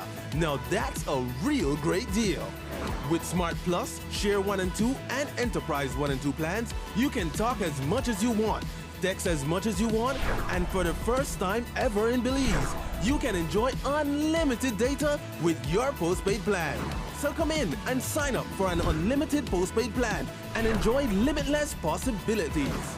In addition, other plans such as the Flex Junior, Choice, and Select have been boosted with a lot more talk, text, and data, providing you with the best value for your budget. Be unlimited with Smart. It's time to power your dollar with Smart. Prime Minister John Briseno is hell-bent on passing his rehashed definitive agreement before the Senate begins its inquiry. I hope that it should be ready for the cabinet to discuss, and if the cabinet approves it, then it will go to the House for it to be passed on into law. John Briseno wants to beat the Senate inquiry, yet he doesn't want the Senate to question him. He thinks he's above the law. There's no reason for him to be called. Actually, remember, we need to remind everybody that cabinet discussions are confidential, and that not even a Senate inquiry can ask for ministers or to go and discuss what is discussed in cabinet, because then once you do that, then that means that ministers are going to be very careful as to how they speak in the cabinet. So I'm not sure if I'm going to be called like that, and there's no reason to call me. Wrong, Mr. Prime Minister. Section 61A 2H of the Belize Constitution says that the Senate can summon any minister, including you, Mr. Prime Minister. Why does John Briseno want to ram through his repulsive, rehashed definitive agreement without being accountable to the Senate?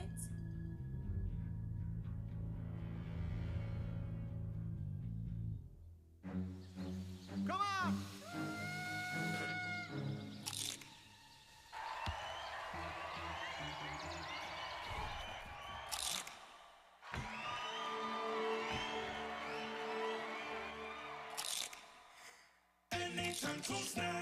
When hungry or craving, when laughter or tears, enjoy the best snacking or flavors are here. Asadas, mocadas, chiladas, doradas, Belizean fresh snacking done right and done here. Done right, done here. The new school year is almost here, so it's time to end the summer with a bang. Come see kids from all over the country while they take center stage to show off their talent on Open Your Eyes Summerfest 2023. That's right, mark your calendars. Friday, August 18th at 6:30 a.m. at Channel 5 on Kona Drive. Come and start your morning right with kids singing and dancing. Also, come take advantage of great food, entertainment, and loads of back-to-school giveaways, including gifts for the first 100 kids who enter the fest. And the best thing of all, entrance is free. So, what are you waiting for? Set your alarm and pencil in that date because Summerfest 2023 is one event you don't want to miss.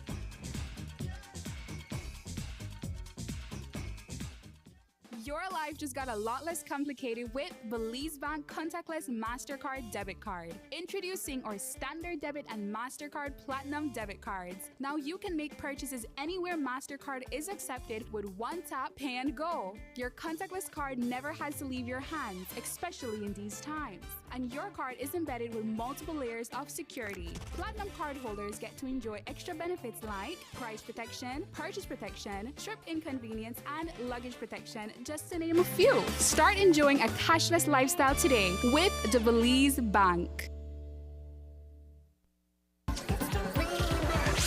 KTV The Remix Season 5, every Tuesday at 8 p.m. Come on out and win fabulous prizes and the chance to compete in our halftime challenge. Tickets are available at Channel 5 on Pony Drive and 88 Shopping Center on Central American Boulevard. $3 for children and $5 for adults. Or catch it live on Channel 5, Facebook, and YouTube every Tuesday at 8 p.m. from the Bliss Center for the Performing Arts. Don't miss KTV The Remix Season 5. It's hot, it's live, and it's only on 5.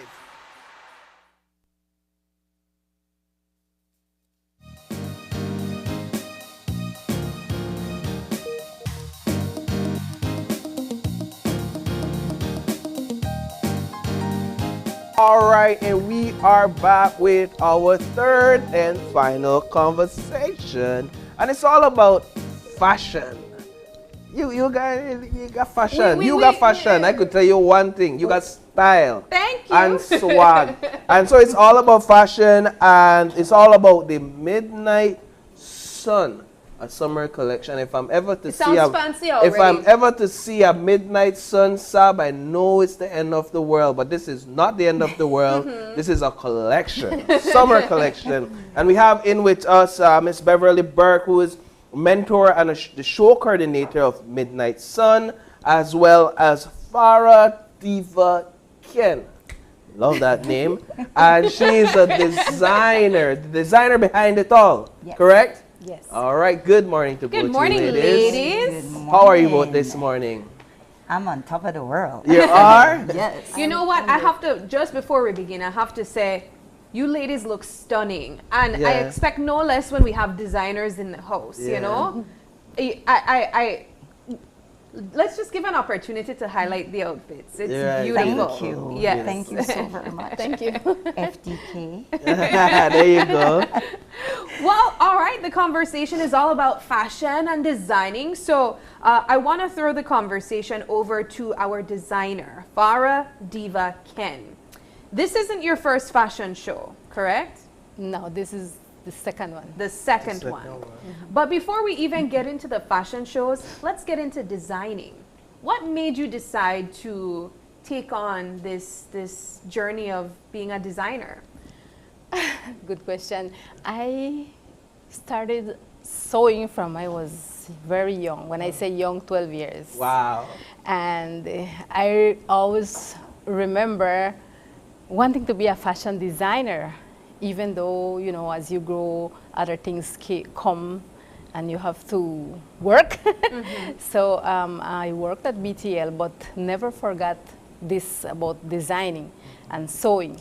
So I self-taught myself the profession and did teaching clothing and textiles at Belmopan Comprehensive School, at the YWCA, but then after retirement from BTL, I decided, okay, this is my time. So I took it as my profession now and continue with this venture of designing and sewing, all that can be done with fabrics and colors. When you think of being a designer, there's so many areas that could go. You have street fashion, for instance. You have more couture that's very fancy. What type of designs do you prefer doing? Or what's your, I guess, niche? Okay, everything can be done, but I prefer to sew things that women feel confident, comfortable with, especially for Belizean women. Yeah. So before I go to Ms. Burke, I want to ask about the name. Farah Diva Ken. That's your real name? That's my real name. Okay, so government name. Your government name. So Diva is a part of your name. Talk about manifestation. Right, I know, right? You know, I thought it was a part of your fashion design your stage name or profile, but this is your actual name. How do you take that now as a brand and put it as a part of your designs? Well, I can always, as I always say, I am the original diva. Ah, there you go. Yeah. So it feels good to have that name. And your brand is FDK? FDK, yes, FDK is my name. Yeah, for and it stands Diva Ken. for Farah Diva Ken. I love that. I appreciate that. So I want to get over to Miss Burke. You're the show coordinator. You're a mentor as well. Let's talk a bit about your role in this entire thing. Okay, I love the fact, first of all, that people think that there exists this team, like this big team behind Farah's show. When we did the first show, which was on the White Collection at Itzana Resort, it was literally all white on the runway. When I met Farah, it was, pandemic was in process and mask was the thing. And we sat down and we discussed and, you know, she said to me that I always wanted to really do some of my own designs and, you know, get it out there. And I was like, let's do it. And it's funny because let's do it as the statement. Then we had the thought, all right, we have no money to do this. So I joke about it and I always tell people, I said, you know, one thing I will add to my resume is a professional beggar. Right? And I right out the gate, I want to say, a big thank you to so many people that have supported us along the way. And that support has now propelled us into Midnight Sun. FDK, and kudos to Dr. Melissa Espat, who we were toying around with names. What can we call this first collection? And she just very nonchalantly said, FDK? And it was like, really? Like DKNY? Like FDK? So that's how that started. Prior to that, Farah has Farah's Feminine Fashions. And that's the brand for the bags, the pouches, the cases that carry your mask and all of those stuff. No? But we wanted to brand different where the clothing line is concerned. And if you can look at the screen, these are just some of the teasers. And you'll be seeing some of these on the runway on Saturday night. This Saturday? So this Saturday night at, well, we usually do a little mix. I tell everybody when I'm in the room, I want complete attention. So when the show is going on, I would love for the 10 models to have all the attention. So what we usually pair the show with is like a social hour. Okay. So prior to that at 6, you come in, you have sangrias and tapas and you talk to your friends and you selfies or you take your pictures and whatever. And at 7, you're seated and the 10 models hit the catwalk. House of Culture, 6 o'clock social hour, 7 o'clock, so the fashion show begins. Okay. Excellent. So let's talk a bit about the theme behind this collection. It's summer collection. What can be expected? Everything. All the summer colors, all the flows, all the shorts, all the denims. I mean, this one was very challenging, as Farah will agree, but so much fun in the process. I think the ladies, one thing that really I enjoyed is when it was fitting day, everybody, their diva came out and they were, oh, I love this, and oh, I can wear this with these shoes, or I can do this. So the excitement started to really build. But when we were trying to come up with what we wanted the show to be like, as Farah mentioned earlier, it's for that Belizean woman who can see herself comfortable, fashionable, and her target really is what I like to call real women. We are all real women, but we address that typical woman, that fashionable woman, that curvy woman, that very slender woman, you know, so we really try to grab everybody into this design. So you're gonna see models that are in their 20s, and you're gonna see models that are 60. Oh, wow. You know, so it's really to say that fashion is for all of us, and we don't have to look like we're housewives or we're just working or whatever. So Midnight Sun really brings into play transitional wear. Like on a good day, I can go to work in this dress. I will probably change my footwear, maybe my accessories, and I'm comfortable at work, and I'm still appropriate. And if I am now going to meet my friends for happy hour or something, I can transition without having to change my clothes. Like for example, you, Sabrina, I know you commute every day. Once you're here for the day, it's kind of like, I don't want to run back home to change my clothes or have to pack another bag or what. So we transition, you know, and that's a part of where the entire Midnight Sun thing came from. So you're going to have the kaleidoscope of colors, of course, but quite a bit of the pieces, even denim. Denim has gotten so sexy, so shapely, so it's not your typical jeans pants anymore. You can do so many things with a fabric like denim. So you're going to see 10 pieces on the runway that are denim, different styles, the dress, shorts, you name it. And, you know, just the flowy dresses, the more fitted stuff, if you have a dinner and you want to transition into party, there's a lot that you can do with this collection. Generally, how long did it take you to work on this collection and to complete it? I would imagine it took a lot of time and a lot of work. 3 months. 3 months, wow. Yes, and how many pieces? On the runway, we will have 55. Each Wow. Each model That's will incredible. Yeah, each model will come out 5 times. Yes. Right. Do you even sleep? Don't ask me that. Oh my God. It's been 14 hours work day, Sunday to Sunday, that kind of thing. What has the journey been like for you since the beginning to where you are now, about to put off your second fashion show? Non-stop in sewing, because the first collection, of course, we had the garments on the runway, but we had orders and orders. You know, I want 3 of these, this same particular cover up, and others the same way.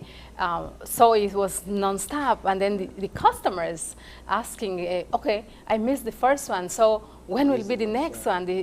So we decided to bring it here in Belize City, you know. So, but it was, like I say, a non-stop. It's working. So we decided, okay, Beverly said, okay, let's do it again. Yeah. For each line that you bring out, because this is your second fashion show, Yes. are you creating only a certain amount of pieces for persons to take until you're done with that design and you're onto something new?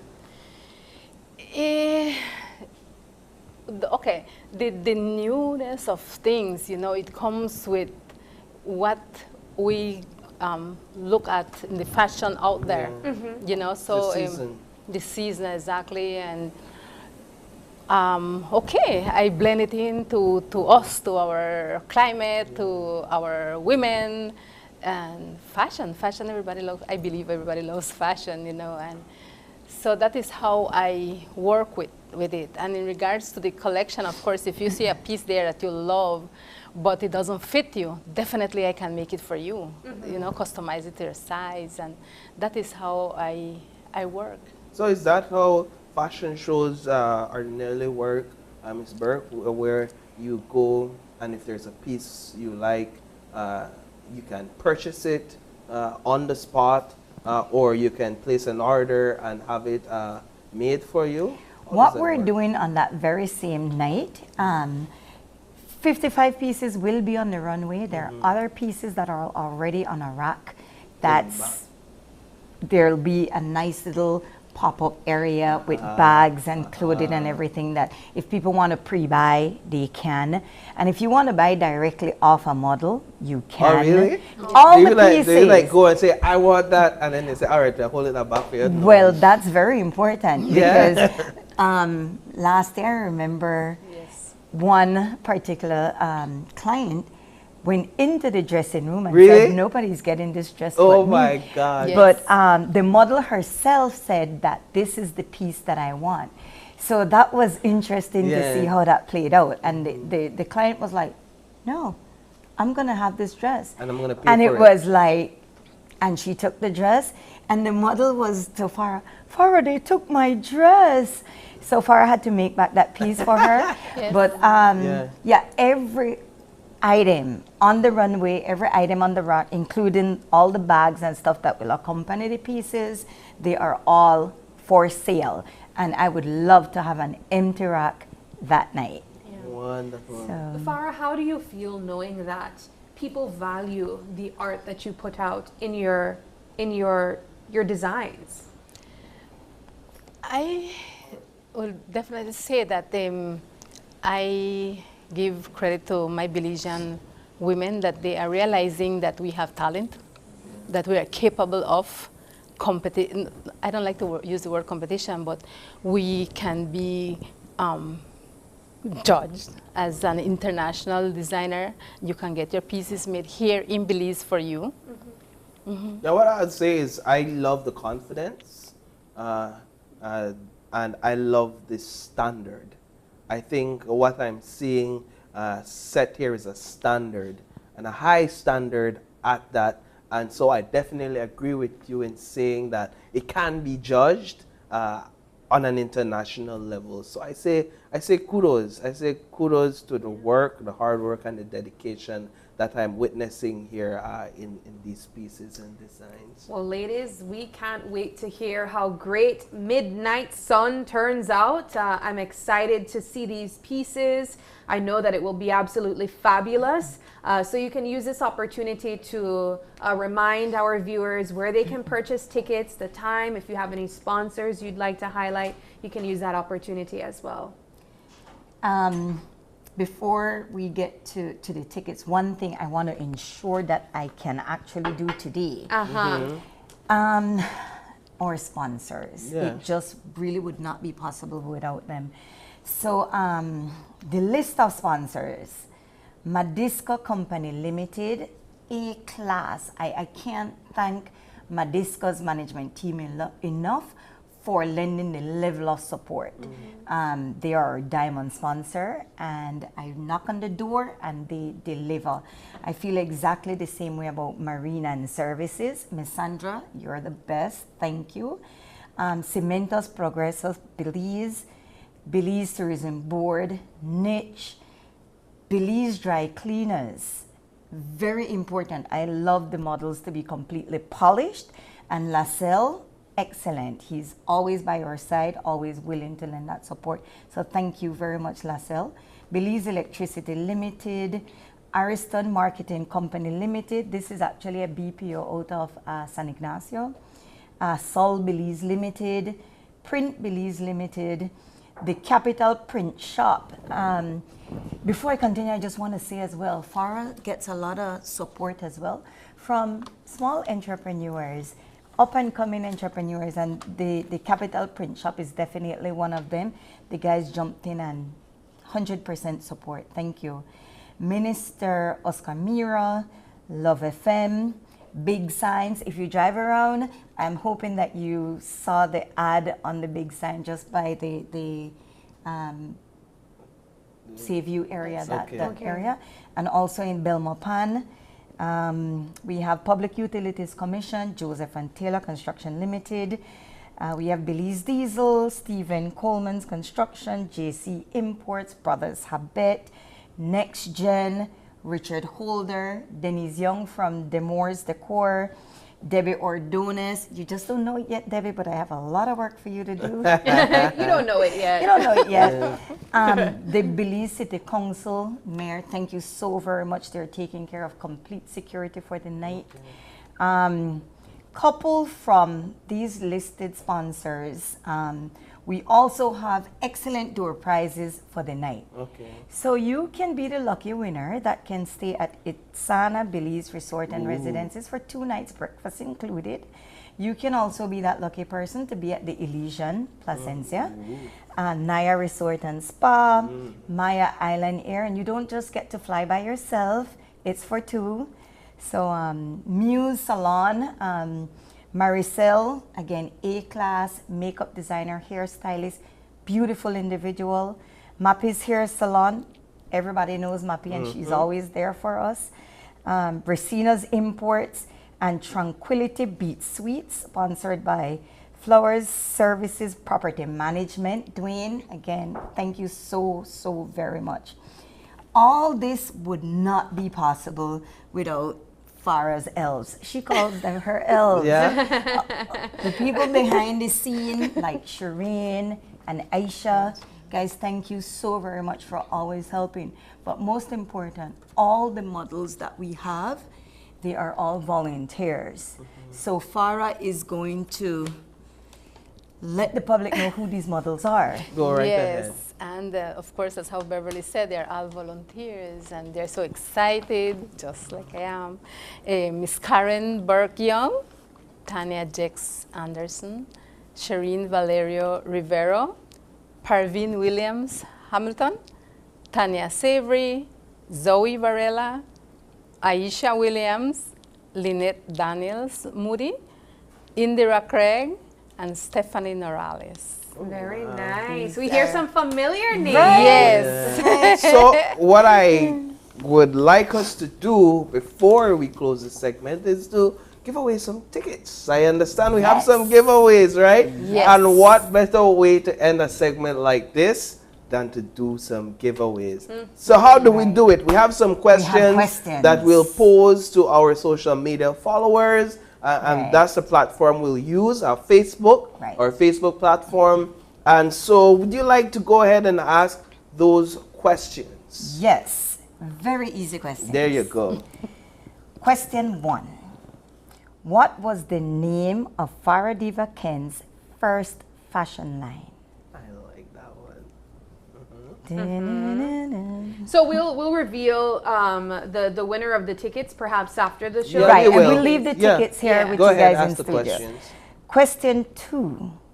Where did Farah Diva Ken work before launching her first clothing line? I know that one there too.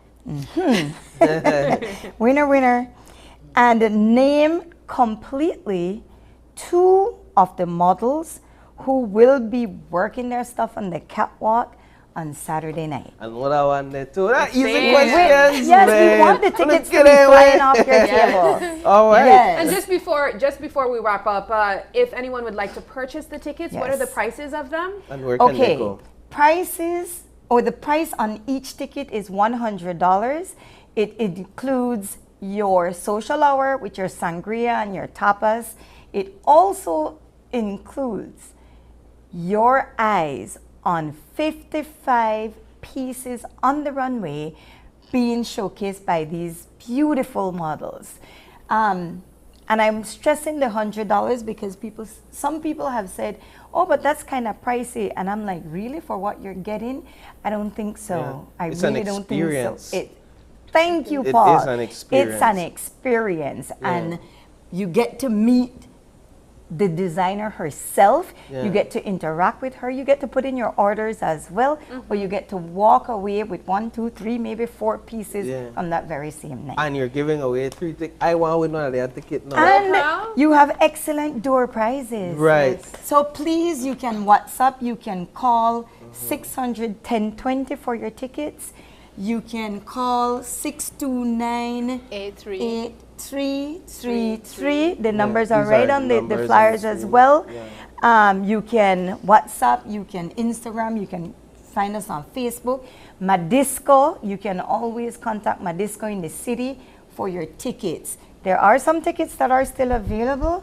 Please lend your support. Come on out, have a great evening. And let's do this. We also we will have tickets at the gates. Yes. Okay, good. So Right. you could purchase when you get there. Right. So at the House of Culture on Saturday. House of Culture, Saturday evening. The rain gods have things under control. We'll be fine for Saturday night. Wonderful. But Demor's Decor will handle just in case. So we're set, we're covered. And these are the faces of our beautiful models. All right. Ladies, thank you so much for joining us. We can't wait to see the beautiful work that you will feature this Saturday, Miss Farah. And I wish you guys all the best. Thank you. Thank you so very much. Thank you. It's been All a right. pleasure being here. Yes. Thank you. All right, we're going to take our final break, and when we come back, we wrap things up. Don't go away.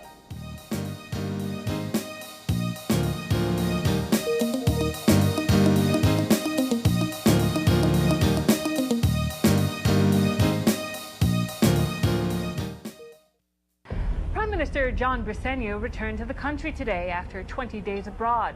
He's going into a House meeting next Friday where reports tell us government plans to introduce legislation to replace the definitive agreement, which he famously tore up at the last House meeting on June 16. Now, what will this new legislation look like? We know what it will look like. The new Portico Pension Plan Bill will have all the same scandalous tax benefits that were in the definitive agreement. It will pretend to be available to all developers who invest over a certain amount. But in reality, it will be a special law for Portico.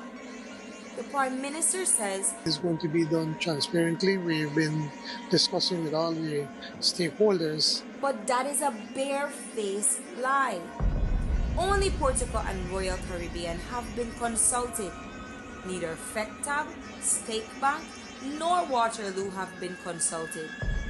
The Prime Minister and Chris Cowie detect all a we fi kunumunu with this Portico pension plan bill.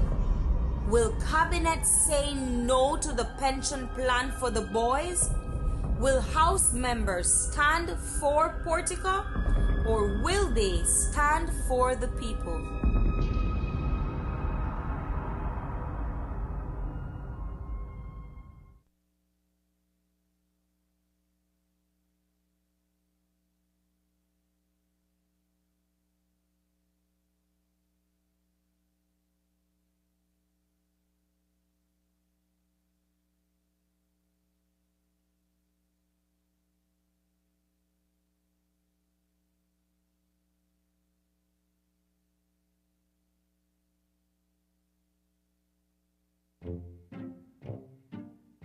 Get ready, babe. We're going on a vacation. Finally, where are we going? Don't worry, babe. I have we covered. Are you sure you know where we're going? Yes, babe. Oh, right there, see?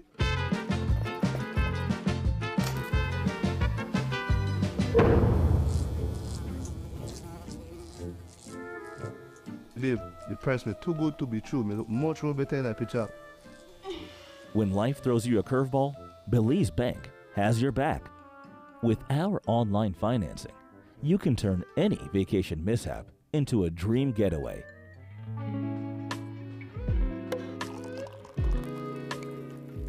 Cheers to Belize Bank for making our dream vacation a reality. Thanks to you, babes, to turn things around. No thanks to you, cheapo. Out. Experience the future of financing with Belize Bank online, where you can secure funds for anything, from anywhere, at any time, all without stepping foot in a bank. Apply for a loan today and unlock a world of possibilities. KTV The Remix Season 5, every Tuesday at 8 p.m. Come on out and win fabulous prizes and the chance to compete in our halftime challenge. Tickets are available at Channel 5 on Pony Drive and 88 Shopping Center on Central American Boulevard. $3 for children and $5 for adults.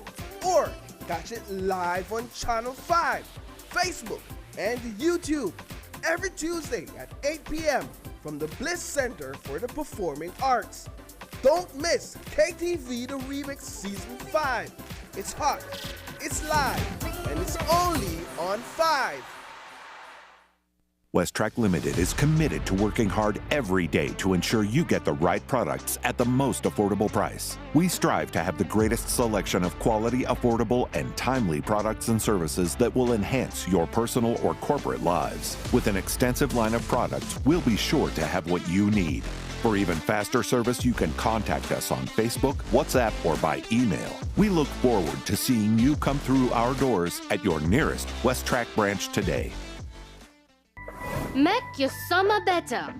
Over $30,000 in cash and prizes with Smart Summer Sweepstakes. Here's how you can enter for a chance to win. Sign up for a smart postpaid, broadband, or VoIP plan. Use $100 or more regular prepaid credit. Do a SIM swap or text in to the short code 786. In the body of the message, enter the number of entries you would like to purchase. No waste no time. You can be the winner of weekly prizes. All methods give you more chances to win local airline tickets, overnight stays at numerous resorts, cash prizes, gift certificates, and much, much more. One lucky person will win the grand prize valued at $10,000, courtesy of Smart and the Belize Tourism Board. Promotion ends September 15th. So make your summer better by getting in the race to win with Smart's Summer Sweepstakes. Smart, bringing people together.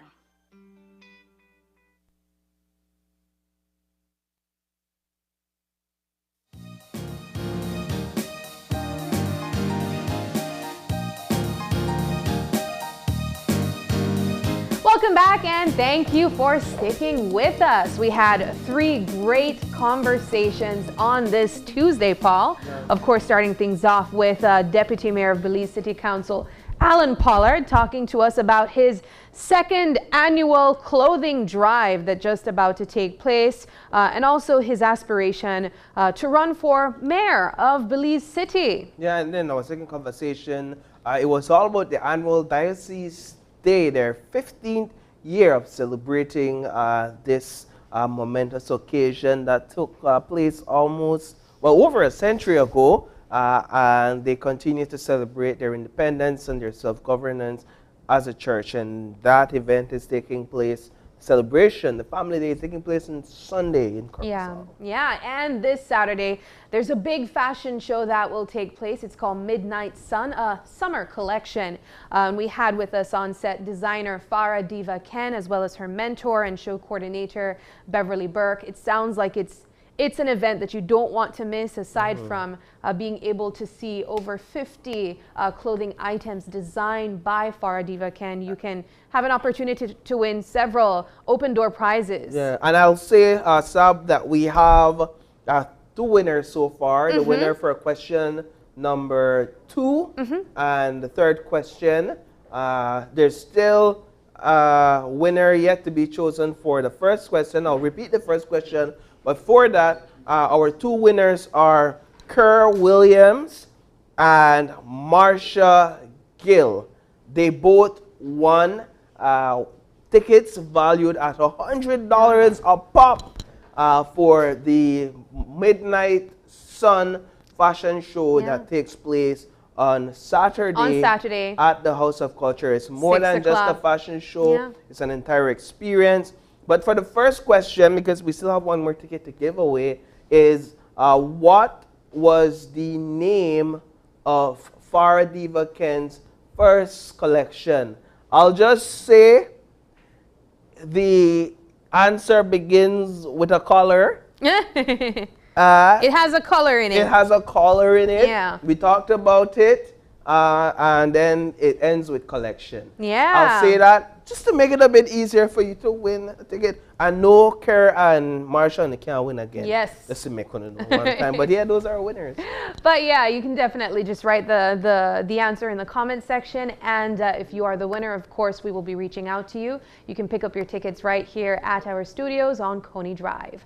But thanks so much for sticking with us. If you are celebrating a birthday today, happy birthday to you. And also, if you have any questions or concerns, you can send us an email at oye@channel5belize.com. You can also catch us on Facebook at Open Your Eyes BZ and Instagram at OYE Belize. Guys, I also want to say today's Tuesday, so that also means it's KTV Day. So remember to purchase those tickets. And also look out for Summerfest that's coming up 2 weeks from now. So definitely get excited about that too. But again, thanks so much for joining us. And please join us again tomorrow as you open your eyes. And start your morning right. Until then, keep your eyes, your mind, and your hearts open. Have a great Tuesday and see you at KTV. Peace.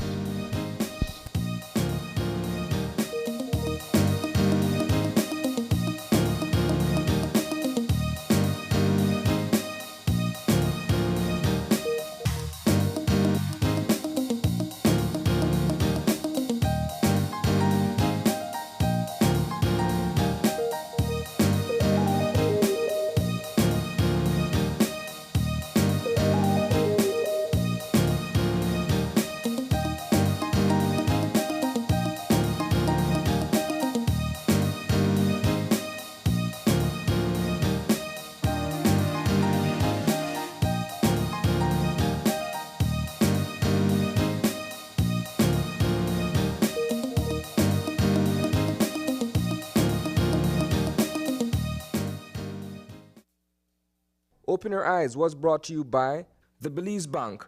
Our country, your bank.